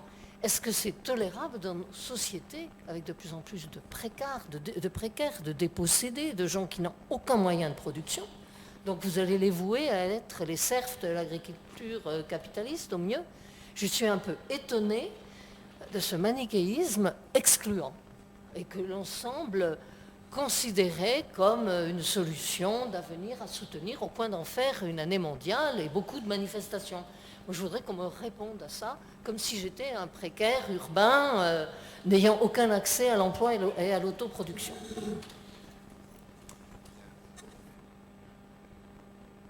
Vous notez les orateurs. Alors on va demander à Philippe Lacombe, puis à Foulon. Voilà. Oui, Lacombe, section 4. Vous nous avez dit beaucoup de choses, des orateurs tout à fait passionnantes. Je suis un peu gêné d'un manque et j'aimerais avoir votre sentiment sur ce manque. Ce manque, c'est que le développement des agricultures familiales amène le développement d'organismes d'amont et d'aval au fonctionnement absolument indispensable au fonctionnement de l'exploitation familiale. Qui fait que plutôt que d'être en face d'une famille et d'une exploitation, on est autant devant un système. Jacques Marzin, vous venez de l'évoquer un peu avec quelques exemples dans l'histoire, on est en présence d'un système amont, exploitation, aval. C'est vrai en économie, c'est vrai aussi en politique. Donc vous voyez que ça va assez loin parce que ça implique des sociétés qui acceptent l'organisation des producteurs par eux-mêmes. Et vous qui travaillez en Afrique de l'Ouest, vous êtes confronté à celle-ci, la thèse de Pierre-Henri Bosc qui a beaucoup, à juste titre, incité là-dessus. Donc, je ne voudrais pas que notre travail sur l'agriculture familiale soit centré, enfermé sur les exploitants, alors que c'est le règne de l'ouverture progressive, indispensable à l'amélioration des performances, indispensable à la survie de bon nombre d'exploitants familiaux et indispensable à la pensée des politiques publiques. Et c'est là, à mon avis, où une assemblée comme la nôtre, qui a une ambition d'analyse un peu globale, peut être utile et sortir du blabla sur l'exploitation familiale, admirable que l'homme aime la femme, les enfants, les petits-enfants et tout.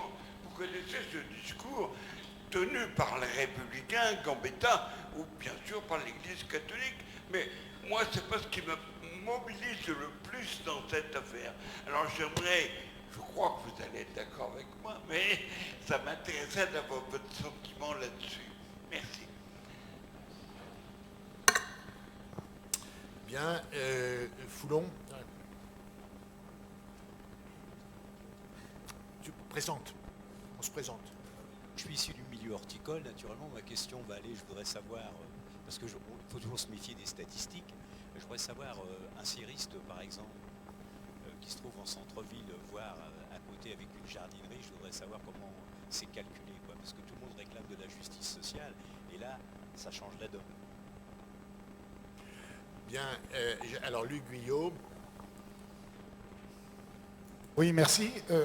Je suis un petit peu gêné d'intervenir parce que ça va peut-être surprendre un peu quelques-uns. Alors je ne remets pas en cause la notion d'exploitation d'agriculture familiale, ni l'année de l'agriculture familiale. Je l'ai défendue parce qu'elle était partie pour ne parler que des petits agriculteurs dans le monde.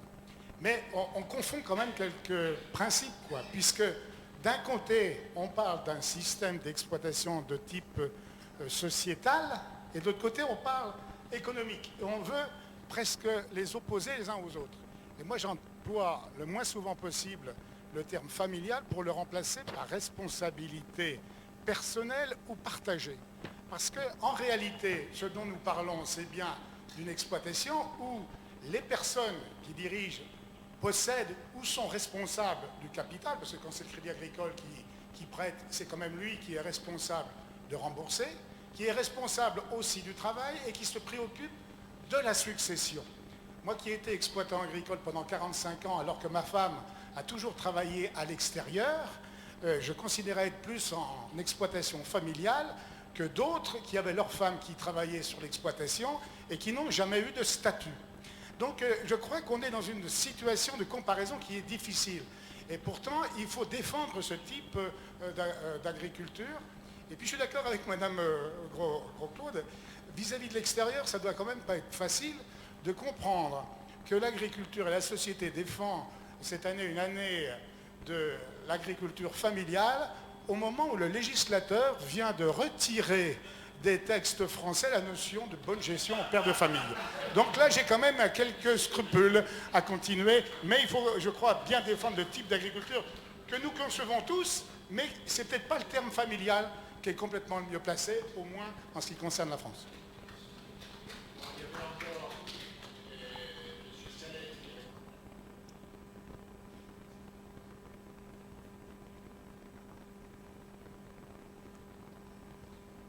L'un des orateurs a cité Édouard Lecouteux, et pour jeter une phrase en faveur de la grosse exploitation. Mais Édouard Lecouteux a été aussi un des premiers enseignants d'agriculture comparée à l'agro en 1877, suivi par Eugène Rissler en l'année suivante.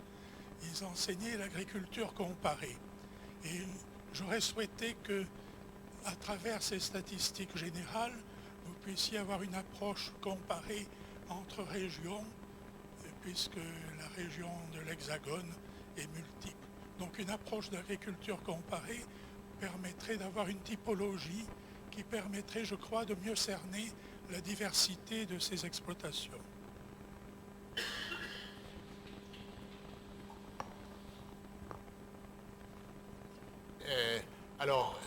Un tour rapide, mais essayez d'être bref dans vos réponses pour les orateurs.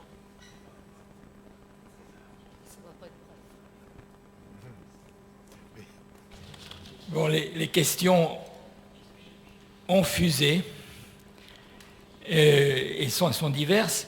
Certaines sont de dimension universelle et d'autres sont plus précises, plus directes, pardon.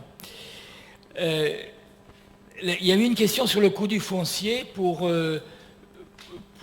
la permanence des exploitations. Ben, je pense qu'en France, cette question est largement résolue par le fait que les agriculteurs n'achètent plus de terre, non, si je ne me trompe pas. En tout cas, ils essayent. Non, mais bien sûr, je provoque en disant ça, mais pour essayer de montrer ce qui s'est passé dans les dernières 20 années. Une exploitation. Moi j'ai un cousin agriculteur, vous savez, chacun raconte son histoire. Hein. Moi j'ai un cousin agriculteur, il prend sa retraite cette année. Il a un fils ingénieur dans l'électronique. Pas de successeur. Il a qu'un fils. Pas de successeur, pas de fille. Il a personne pour prendre l'exploitation. Qu'est-ce qu'il va en faire? Il sait déjà que les voisins vont lui demander, ils l'ont déjà fait, lui demander les parcelles qu'il va libérer. Et lui, il va rester propriétaire. Et voilà. Comme il a sûrement dû faire quelques économies, il n'a pas besoin de mobiliser le capital foncier pour lui-même. Donc il reste propriétaire. Et les terres vont être mises en valeur par quelqu'un qui va lui verser une rente. Et je pense que, enfin, je ne sais pas très bien, mais actuellement, les terres en location en France sont bien supérieures aux terres en propriété dans les exploitations. Et c'est un phénomène qui s'accentue. Donc, je ne veux pas dire que ce n'est pas un problème, mais on a l'impression qu'une solution pragmatique s'est instaurée. Alors, Madame la vice-présidente, je suis embêté parce que je me sens exclu, parce que je défends l'agriculture paysanne et familiale. Au nom de quoi Au nom de quoi? Il se trouve que j'ai beaucoup travaillé au Brésil. Avant, déjà, je savais qu'il existait de grandes exploitations et des paysans pauvres. Mais je les ai vus de près. Je les ai vus de près. Aussi bien les riches que les pauvres. Et alors, Loya nous parlait de dualisme. L'exemple même du dualisme agricole, c'est le Brésil. Vous avez une minorité en Amérique du Sud, oui. Ouais, mais je ne dis pas qu'il n'y a pas, c'est pas vrai ailleurs. Et vous avez d'un côté une minorité qui prend l'avion pour aller visiter ses exploitations, mais qui habite à São Paulo, à 2000 km, et qui fait 2000 km dans son avion personnel, son jet. Puis vous avez à côté de ça des agriculteurs qui sont aussi à 2000 km de São Paulo, qui sont sur 3 hectares, et qui vont en camion, pas en jet, en camion, faire la récolte de sucre dans l'état de São Paulo, entre les mains peut-être du même qui a ses exploitations à 2000 km, et qui est soumis à ce qu'on peut appeler l'exploitation, pas l'exploitation agricole, l'exploitation humaine. Alors quand on voit ça, je crois qu'on peut défendre, en effet, je crois qu'on peut défendre que donner la possibilité à une famille d'exploiter 10 hectares, 20 hectares, ce qui n'est rien par rapport à 200 000, et d'en tirer son revenu et son alimentation, ça se défend. Donc, quand vous dites que défendre l'agriculteur familial, c'est exclure, je dirais que c'est le contraire. Pour moi, en défendant les petits agriculteurs, et pas simplement en France, mais ailleurs, j'ai l'impression de lutter pour l'inclusion, à la fois l'inclusion sociale et économique. Vous savez qui c'est le favelé? Celui qui a été favelado.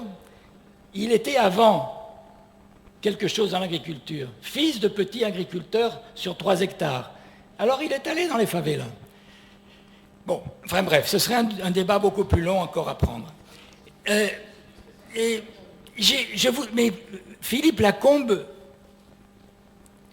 j'ai pas vraiment tout à fait compris le point de vue de Philippe. Moi, il me semble que ce que Philippe a dit s'applique parfaitement à l'agriculture française.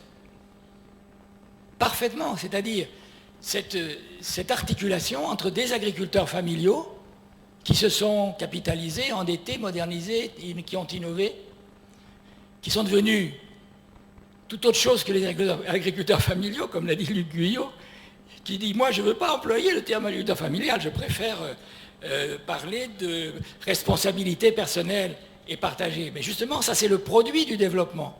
C'est le produit. Ils sont capitalisés, ils ont beaucoup de tracteurs, ils en achètent de plus en plus, ceux qui peuvent avoir des bonnes subventions, parce qu'il y a des subventions qui servent aussi à acheter des tracteurs. Et ils sont capitalisés. Et alors, ils sont très bien articulés. Le système amont-aval plus ces agriculteurs capitalisés, ça marche.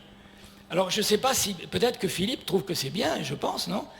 Et que c'est ce qu'on pourrait généraliser. Je ne sais pas. Dernière question... Enfin, pas dernière question. La question du sériste posée par notre collègue horticulteur. Comment c'est calculé? Oui, si, c'est calculé. C'est calculé. Par exemple, dans les statistiques du ministère qui donnent des potentialités économiques pour les exploitations, le ministère applique des coefficients qui représentent pour les séristes une moyenne de production. Alors, je ne sais pas s'il se trouve dans la moyenne ou pas. Voilà, il y a des vraies grilles qui permettent d'estimer ce qu'une exploitation de serre de tant d'hectares et de telle production permet d'avoir en termes de capacité. Moi, je ne suis pas contre ce que dit Luc Guyot concernant la qualification des agriculteurs. bien sûr que c'est... Enfin, je veux dire, c'est pas pour autant qu'il faut ne pas parler d'exploitation familiale, mais qualifier ces exploitants familiaux de personnes travaillant avec la responsabilité personnelle ou partagée, je suis tout à fait d'accord. Et quant à le coûteux, alors l'agriculture comparée, ça n'existait pas en tant que terme à l'époque. Peut-être, je ne sais pas, je n'ai pas lu toute la littérature, c'est possible. Et ça me plairait d'ailleurs qu'on ait déjà à ce moment-là parlé d'agriculture comparée. J'étais assez proche de René Dumont, donc ça me va. D'accord, mais je suis ça me paraît très bien. Je suppose qu'il comparait le bassin parisien et la Provence, et il avait raison. Et il avait tout à fait raison. Et l'une des sources de diversité anciennes et actuelles provient justement des différences, j'allais dire géographiques, enfin le fait d'avoir une exploitation dans le bassin parisien, ce n'est pas la même chose que de l'avoir dans les Hautes-Alpes. Donc je pense que oui, c'est bien de prendre en considération ces critères. Merci. Bien, attends, oui. Juste deux petits éléments. Pour rebondir sur la question sur le foncier, en l'élargissant en fait à l'importance croissante du capital productif. Sa transmission pose un vrai problème, notamment quand il y a plusieurs enfants, et à mon avis pose question sur justement la durabilité du modèle familial, parce que les soultes à payer, etc., imposent de passer à des formes sociétaires, et des formes sociétaires qui peuvent être dans un premier temps familiales, mais après s'ouvrir à d'autres formes de capitaux. Donc effectivement, je pense que là, il y a un vrai enjeu à creuser sur la transmissibilité à long terme de la structure familiale au fur et à mesure qu'on substitue du travail par du capital. Un autre élément sur la glorification des possédants. Je pense que là, on est vraiment dans la difficulté d'avoir un point de vue générique sur les agricultures familiales. Comme on l'a présenté tout à l'heure, 72% des agriculteurs familiaux ont moins d'1 hectare sur cette planète. La glorification des possédants me semble être un petit peu franco-centrée. Non, sur 1 mètre carré de trottoir à Bombay par rapport à ceux du canal Indira Gandhi qui ont leur petite propriété à la Gandhi, justement. Je crains que mettre en concurrence les misères est moins efficace que d'essayer de les résoudre. Il y a quelque chose qui s'appelle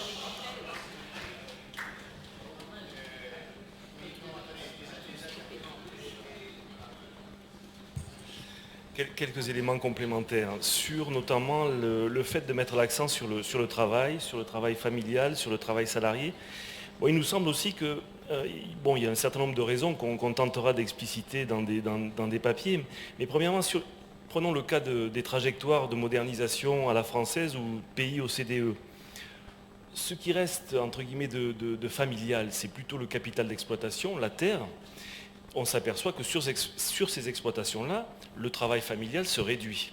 Et les exploitations qui fonctionnent sur une UTH, voire sur une 0,5 UTH, sont des exploitations où le risque par celui justement qui exploite tend à s'accroître du fait des limites ou des faiblesses de la protection sociale. Donc sur cette question du travail, notre souci c'est aussi de mettre l'accent sur cet aspect-là, sur l'aspect protection sociale et également, tout le monde le reconnaît, en agriculture, il y a du surtravail qui est loin d'être rémunéré. Donc sur le fait qu'il y a surexploitation de ce travail familial, je pense qu'une définition qui met l'accent sur le travail familial comme étant un élément central, met aussi l'accent sur les risques, sur la faiblesse de la protection sociale et sur la surexploitation et donc sur la rémunération et sur les revenus. Donc ça c'était un élément par rapport à cette entrée sur le travail. Ça permet aussi de mettre en évidence que dans certaines exploitations, il y aurait nécessité d'avoir des salariés pour donner plus de souplesse. Ça renvoie également aux questions de protection sociale qui sont inhérentes, également au statut du salarié. Le statut du salarié agricole, ce n'est pas un statut qui est enviable, mais est-ce qu'il est écrit qu'ils doivent rester si peu enviables alors que la complexification des systèmes productifs, le fait que certains se groupent pour avoir des salariés qu'ils voudraient plus performants, ne pose pas des questions en termes d'apprentissage, en termes de formation professionnelle, en termes également de statut et de protection sociale et aussi de rémunération. Ça, c'est un point qui me semble important à mettre en évidence dans le débat. Sur la question de Philippe Lacombe, évidemment, si on regarde les trajectoires de modernisation des pays OCDE, on est dans un processus de concentration qui touche les structures productives, mais qui touche aussi l'amont et l'aval, bien évidemment. Et dans notre esprit, le fait de remettre l'accent sur les exploitations familiales, ce n'est pas uniquement effectivement pour s'intéresser à la partie familiale, mais aussi, comme a montré Jacques dans ses réponses, c'est de dire que les trajectoires futures des agricultures dans lesquelles on a une part importante encore de population, est-ce qu'on peut imaginer d'autres voies de transformation, d'autres voies de modernisation qui ne soient pas celles de la concentration et celles de l'exclusion? Et ça renvoie également à la structure de l'emploi. Effectivement, je crois que les chiffres sur la France, je me trompe peut-être, sur l'Europe, je ne sais plus exactement où j'ai lu ça, mais si un exploitant disparaît, ferme son exploitation, c'est 7 emplois induits qui sont dans l'amont et dans l'aval, qui sont également touchés. Donc ça, c'est également un élément important. Évidemment, on se pose des questions sur les pays à très forte croissance démographique, qui n'ont pas encore assuré leur transition, et pour lesquels il y a des questions d'emploi, bien évidemment de sécurité alimentaire, mais également d'emploi liés à l'agriculture et à tout le secteur para-agricole. Voilà, c'est tout. Bien, nous arrivons à la fin de la séance. Moi, je voudrais quand même poser une question de moi-même. C'est que j'ai quand même l'impression qu'il y a une taille maximum pour les exploitations agricoles, parce que supposez que j'ai de quoi me payer 500 000 hectares de terre, je serais le roi des imbéciles de les investir dans l'agriculture. Il y a mieux à faire ailleurs. Hein. Et donc, pourquoi est-ce que le grand capitalisme s'intéresserait tellement à l'agriculture? Ça n'a aucun sens. Alors, il y a une question ici, là. Vous vous présentez, et puis ensuite Bichat, et puis ensuite on arrêtera peut-être. Philippe Vénin, Grignon 1960. Ce qui vient d'être décrit dans l'agriculture française, c'est un phénomène de diminution des exploitations et de concentration par augmentation de leur taille. Qu'on les maintienne dans la catégorie des exploitations familiales ou pas, c'est l'objet du débat, mais un aspect qui a été complètement ignoré est qu'à cette concentration correspond une intensification et une spécialisation. Or, précisément, n'arrive-t-on pas à un moment où cette concentration, cette spécialisation et cette intensification n'est pas à l'origine de problèmes nouveaux qui impliquent une rediversification des exploitations, qui impliquent probablement un emploi d'un plus grand nombre de travailleurs, c'est-à-dire une orientation agricole sensiblement différente. Est-ce qu'on sera toujours dans le cadre d'exploitation agricole familiale? C'est la question que je pose. Oui, Hervé Bichat. On s'est concentré sur ce qui est intéressant. Je félicite les orateurs. On s'est intéressé. Attends, une seconde. On s'est intéressé à l'analyse de la situation. Je trouve qu'il faudrait faire une nouvelle séance sur les politiques que l'État doit développer pour pouvoir développer les agricultures familiales. Bon, c'est clair que toutes les politiques agricoles ne sont pas favorables au développement des politiques familiales. D'autant plus qu'un des points que je souligne souvent devant des interlocuteurs qui ne connaissent pas bien l'agriculture, c'est que nous sommes une industrie lourde. Et donc, le problème que nous avons pour les agricultures familiales, c'est comment développer des toutes petites entreprises d'industrie lourde. Et donc, pour ceci, il faut donc des outils politiques agricoles, des outils politiques tout à fait spécifiques. Et ça, je pense que ça pourrait faire l'objet, cher Henri, d'un nouveau débat. Il est trop tard pour continuer. Bon, je pense que c'était extrêmement important de démarrer l'année par ce séminaire. c'est-à-dire une approche relativement historique et les définitions, enfin tout ce qui est la base d'un raisonnement, les débats aussi. Moi je pense que j'espère qu'on aura la matière en fin d'année pour répondre à cette question sur les politiques publiques, c'est vraiment le sujet. Enfin moi dans mon introduction j'ai dit qu'il y avait 3 points, il y avait la lutte contre le mépris, il y avait le problème des avantages comparatifs ou pas, on l'a bien abordé je pense là, et puis effectivement ce 3e point qui s'adresse au gouvernement. Mais on a décidé tout à l'heure de faire un colloque au ministère de l'Agriculture sur les politiques publiques. Et donc je pense qu'on va passer la parole à... Alors, monsieur, ouais, allez-y. Oui, on va aller très vite. Merci, Monsieur le Président. Je voudrais souligner que lorsque les premières réflexions en fait, se sont engagées sur la déclinaison française de l'année internationale de l'agriculture familiale, la DGER, il lui a paru absolument évident qu'il fallait que l'enseignement agricole soit mobilisé dans cette affaire, s'implique dans cette affaire. Alors, il est évident que certains d'entre vous ont été pour nous des professeurs, que moi je suis plus jeune de quelques années que Pascal Bergeret, dont Henri rappelait tout à l'heure qu'il avait été élevé au biberon de la recherche-développement au service des agricultures familiales. Mais c'est vrai que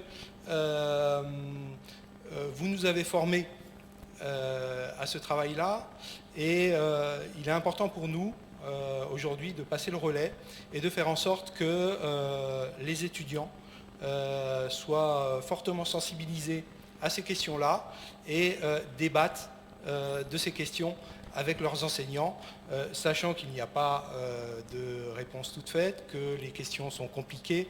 Les débats de cet après-midi l'ont bien montré. Donc pour nous, l'occasion était aussi parfaite de poser des questions qui sont au cœur de l'activité des établissements. Quelle est la place de l'enseignement agricole en France et à l'étranger dans la construction d'une agriculture familiale durable? C'est une question essentielle. Hein. Est-ce qu'on bâtit des systèmes de formation orientés vers la formation de petits agriculteurs? Qu'est-ce qu'on y met comme moyen? C'est une question essentielle. Ensuite, quelle contribution de notre dispositif d'enseignement agricole et agronomique au débat sur l'agriculture familiale? C'est important. Donc, nous avons sollicité en fait l'ensemble des établissements, que ce soit les établissements de l'enseignement technique ou les établissements de l'enseignement supérieur, en leur demandant un peu comment ils comptaient s'impliquer dans cette année internationale de l'agriculture familiale. Alors, on a reçu de nombreuses réponses. Et ces réponses ont montré que le thème de l'agriculture familiale, malgré toutes les controverses dont on a pu discuter auparavant, il est extrêmement mobilisateur, il mobilise tout le monde. Hein. On s'est rendu compte qu'on n'était pas dans un débat d'anciens non plus, que cette préoccupation était partagée, je dirais, par les enseignants, mais qu'elle était aussi extrêmement partagée par les étudiants. Hein. C'est un sujet qui mobilise fortement aussi les jeunes. Donc c'est un point qui me paraît extrêmement important à souligner. Certains établissements en fait avaient déjà inscrit l'année de l'agriculture familiale à leur agenda avant même que nous on ait envoyé un courrier. Hein, c'est vous dire que cet événement est mobilisateur. De la même manière, certaines associations d'élèves ou d'étudiants avaient commencé à réfléchir à des événements avant qu'on les sollicite. Donc c'est vraiment quelque chose qui mobilise énormément de monde. Et je pense que c'est un intérêt qui est lié à des questionnements qui sont des questionnements très actuels. Il y a des questionnements sur l'agriculture familiale en France et il y a bien sûr aussi énormément de questionnements sur l'agriculture familiale à l'étranger. On discutait tout à l'heure du cas du Brésil. Rien que dans l'enseignement supérieur agronomique, chaque année, il y a, je dirais, entre 100 et 200 étudiants de nos écoles d'agronomie qui partent au Brésil en formation pour une période académique ou pour un stage. Hein, donc c'est dire l'ampleur des mouvements et les questions qui sont derrière et l'intérêt que l'on a à engager ce débat avec les jeunes qui vont partir au Brésil ou qui reviennent du Brésil. Hein, de la même manière, on va développer des relations avec la Chine. Et là aussi, c'est, je dirais, une question essentielle. Qu'est-ce qu'on fait pour ces exploitations qui ont moins d'un hectare? Comment est-ce qu'on se positionne par rapport à ces grands investisseurs qui investissent en agriculture? Parce que là, on a effectivement en Chine des capitaux qui sont massivement injectés en agriculture sur proposition du politique. C'est-à-dire que le politique demande aux gens qui ont, je dirais, fait beaucoup d'argent, par exemple, dans le domaine immobilier, hein, sur la côte, leur demande de réinvestir une partie de ce qui a été gagné dans du développement agricole. Voilà. Donc tout ça, c'est des sujets qui nous paraissent majeurs et on souhaite que le débat s'ouvre au sein des écoles. Alors, il est remonté plusieurs fiches qui portent en fait sur des événements de nature variée. C'est-à-dire qu'il y a des établissements qui vont organiser une journée de séminaire, et puis on a des choses qui sont remontées, qui sont plus riches, où c'est carrément, je dirais, un enseignement de sociologie qui va être bâti sur le thème de l'agriculture familiale. Et donc là, les étudiants partiront faire des enquêtes dans les exploitations agricoles. À partir de là, ils vont faire des posters, il y aura des discussions autour de la problématique de l'agriculture familiale, c'est quoi? Donc voilà, donc on a des choses qui sont assez variées en termes d'ampleur dans le temps, en termes de lien avec la pédagogie et en termes de produits, avec donc des séminaires, des posters, des films courts qui vont être produits, et donc toute une gamme de produits possibles. Voilà. Ce qui est important de souligner aussi, c'est que certains établissements souhaitent mener leur réflexion en partenariat avec des établissements étrangers. Hein, c'est assez fréquent. Et donc on a pas mal aussi de propositions d'événements qui se tiendront à l'extérieur de la France avec des regards croisés sur l'agriculture familiale, notamment quelque chose qui pourrait se tenir au Maroc, quelque chose qui pourrait se tenir au Cameroun, et qui permettrait de dialoguer autour de situations diverses. Voilà. En conclusion, on a effectivement discuté tout à l'heure de la façon dont on pourrait synthétiser la production de tous ces événements. Et donc on se propose effectivement d'organiser au ministère de l'Agriculture une séance finale où on reprenne l'ensemble des conclusions des différents événements qui auront lieu au cours de l'année, et où on essaye aussi d'avoir une production un peu durable et qui puisse venir en appui des politiques publiques, et donc, je dirais, faire la synthèse de l'ensemble des recommandations qu'on peut tirer en matière de politique publique. Voilà un peu comment nous comptons participer à cette année internationale de l'agriculture familiale. Bien, merci beaucoup. Je pense que vous allez prendre en compte aussi ce qui se passe dans un certain nombre de pays, pas uniquement au sud, mais également à l'est. Moi, je trouve très intéressant de prendre en compte des cas comme celui de la Pologne. Un certain nombre de nos collègues, je ne suis pas là, mais qui montraient comment l'agriculture familiale, qui a été utilisée d'ailleurs comme un élément de résistance au communisme, et a pu se développer à la suite de la chute du communisme, en passant des exploitations de subsistance, semi-subsistance et ensuite sur le marché. Hein, et on a d'autres exemples. Alors l'Ukraine, évidemment, ce n'est peut-être pas l'exemple à l'heure actuelle, mais comment des petites exploitations issues des lopins individuels ont réussi à se développer avec l'appui notamment de coopératives ou d'industriels. Le cas de Lactalis qui avait aidé les petits producteurs de lait. Donc je trouve que là, il y a des exemples qui seraient intéressants à mettre en avant, à côté, bien sûr, du cas du Brésil que Bernard Roux nous explique toujours remarquablement bien, avec d'un côté les grandes exploitations, avec leur ministère, et puis un ministère pour les exploitations familiales. Mais je crois que ça peut être intéressant de voir ces cheminements aussi, qui sont tout à fait passionnants, me semble-t-il. Devant. Chinoisé un peu Jean-Paul Jamet. La logique chinoise, c'est d'aller du général au particulier. Et donc pour les Chinois, ils n'arrivent pas du tout à imaginer un développement agricole en soi.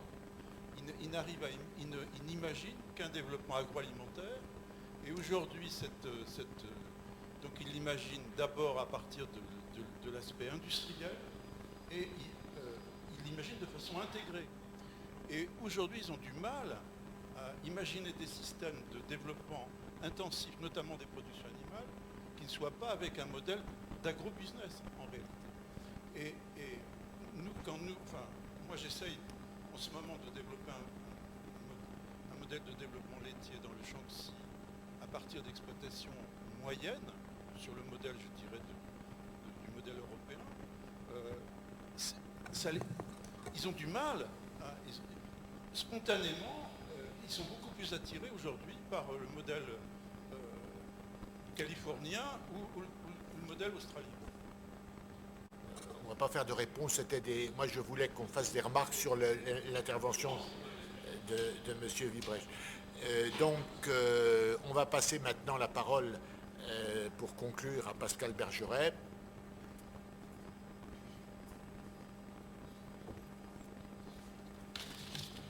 Bien, Monsieur le secrétaire perpétuel, Monsieur le Président, Madame la Vice-présidente, merci beaucoup de cette invitation à conclure cette séance. J'étais impressionné, je dois le dire, par la qualité des présentations, notamment l'iconographie. Les tableaux qui nous ont été présentés par les intervenants sont tout à fait remarquables et constituent une base solide de réflexion.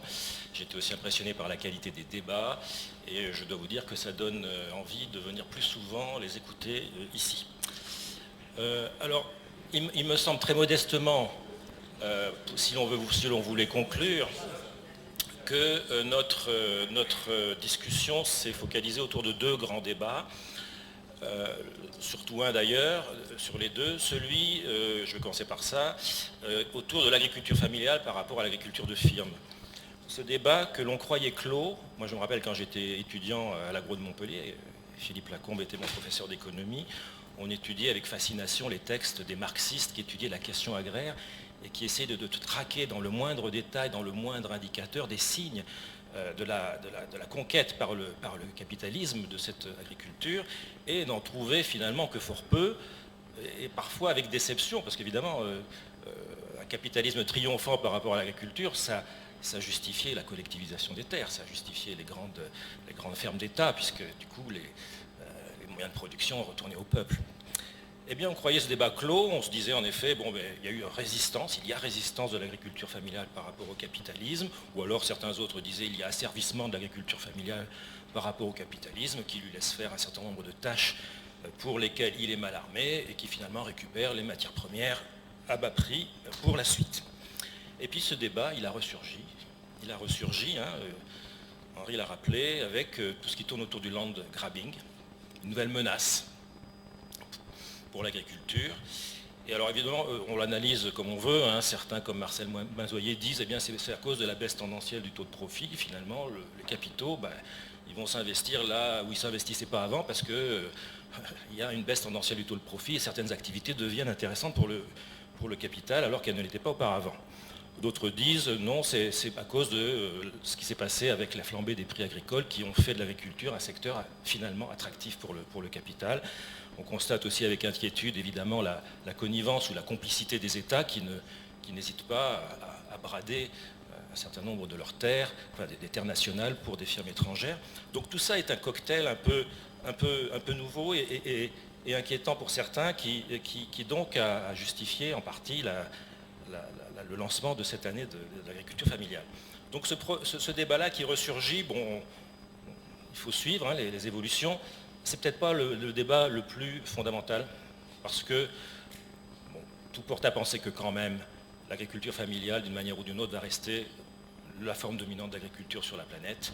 Il est peu probable, ça a été dit, que l'agriculture de firme prenne le dessus, encore que on ne puisse jamais savoir, donc vigilance. Ceci dit, l'autre débat, qu'on n'a peut-être pas eu beaucoup, mais il est ressurgi à la fin, c'est Hervé Bichat qui l'a remis sur devant de la scène, c'est débat lié à la grande diversité des formes d'agriculture familiale. On l'a vu, les différentes modalités par rapport aux différents facteurs de production. et qui fait que finalement cette agriculture familiale, elle traduit aussi le génie, non seulement le génie de la France, mais aussi le génie des peuples autour de la planète pour la mise en valeur de leur milieu. Et c'est d'ailleurs fascinant d'étudier, de faire des monographies de ces différents types d'agriculture familiale. Mais cette malléabilité, cette grande hétérogénéité, cette diversité qui est une richesse, ça rend l'agriculture familiale très malléable aux politiques publiques. Et ça, il fallait le dire, il fallait le répéter. Je suis très heureux de la perspective d'un nouveau séminaire ici sur ce sujet-là, parce que finalement, de l'objectif des politiques publiques, on voit bien la PAC, les objectifs de la PAC après-guerre, reconquérir la sécurité alimentaire, eh bien, ça a formé un certain type d'agriculture familiale en Europe, en France et du type d'objectif des politiques publiques, et pas uniquement des politiques agricoles d'ailleurs, dépend l'avenir et le développement de certaines formes d'agriculture familiale, et bien entendu la disparition d'autres formes, car il est très difficile d'imaginer des politiques publiques qui puissent préserver l'intégralité de cette grande diversité qu'on a vue. Et ça, ce sont des enjeux qu'il faut vraiment avoir à l'esprit. Et il faut les expliciter. Moi, au Vietnam, par exemple, les politiques publiques, après la décollectivisation, étaient redoutablement efficaces pour la revivification de la petite agriculture familiale dans les zones rizicoles intensives, dans le bassin, le delta du fleuve Rouge, le delta du Mékong. Ces politiques ont été très efficaces parce qu'elles concernaient justement l'amont et l'aval, les termes de l'échange, à l'amont pour les intrants, à l'aval pour les prix de vente. Eh bien, ça aboutit à des résultats fantastiques, puisque le Vietnam, en l'espace de quelques années, dernière famine au Vietnam, 1988. En 1994, 95, 96, le Vietnam est le troisième exportateur mondial de riz. Donc on voit bien la grande malléabilité et le potentiel de politiques publiques bien ciblées sur certains types d'agriculture familiale. Alors, au Vietnam, tout ce qui n'était pas dans les grands deltas rizicoles, ce n'était pas la même histoire.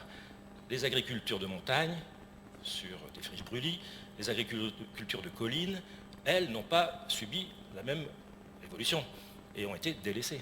Donc il est vraiment très très important de remettre en lien les objectifs des politiques publiques et les formes d'agriculture familiale que l'on veut préserver ou conforter. Alors, force est de constater que les objectifs de ces politiques publiques, ils changent.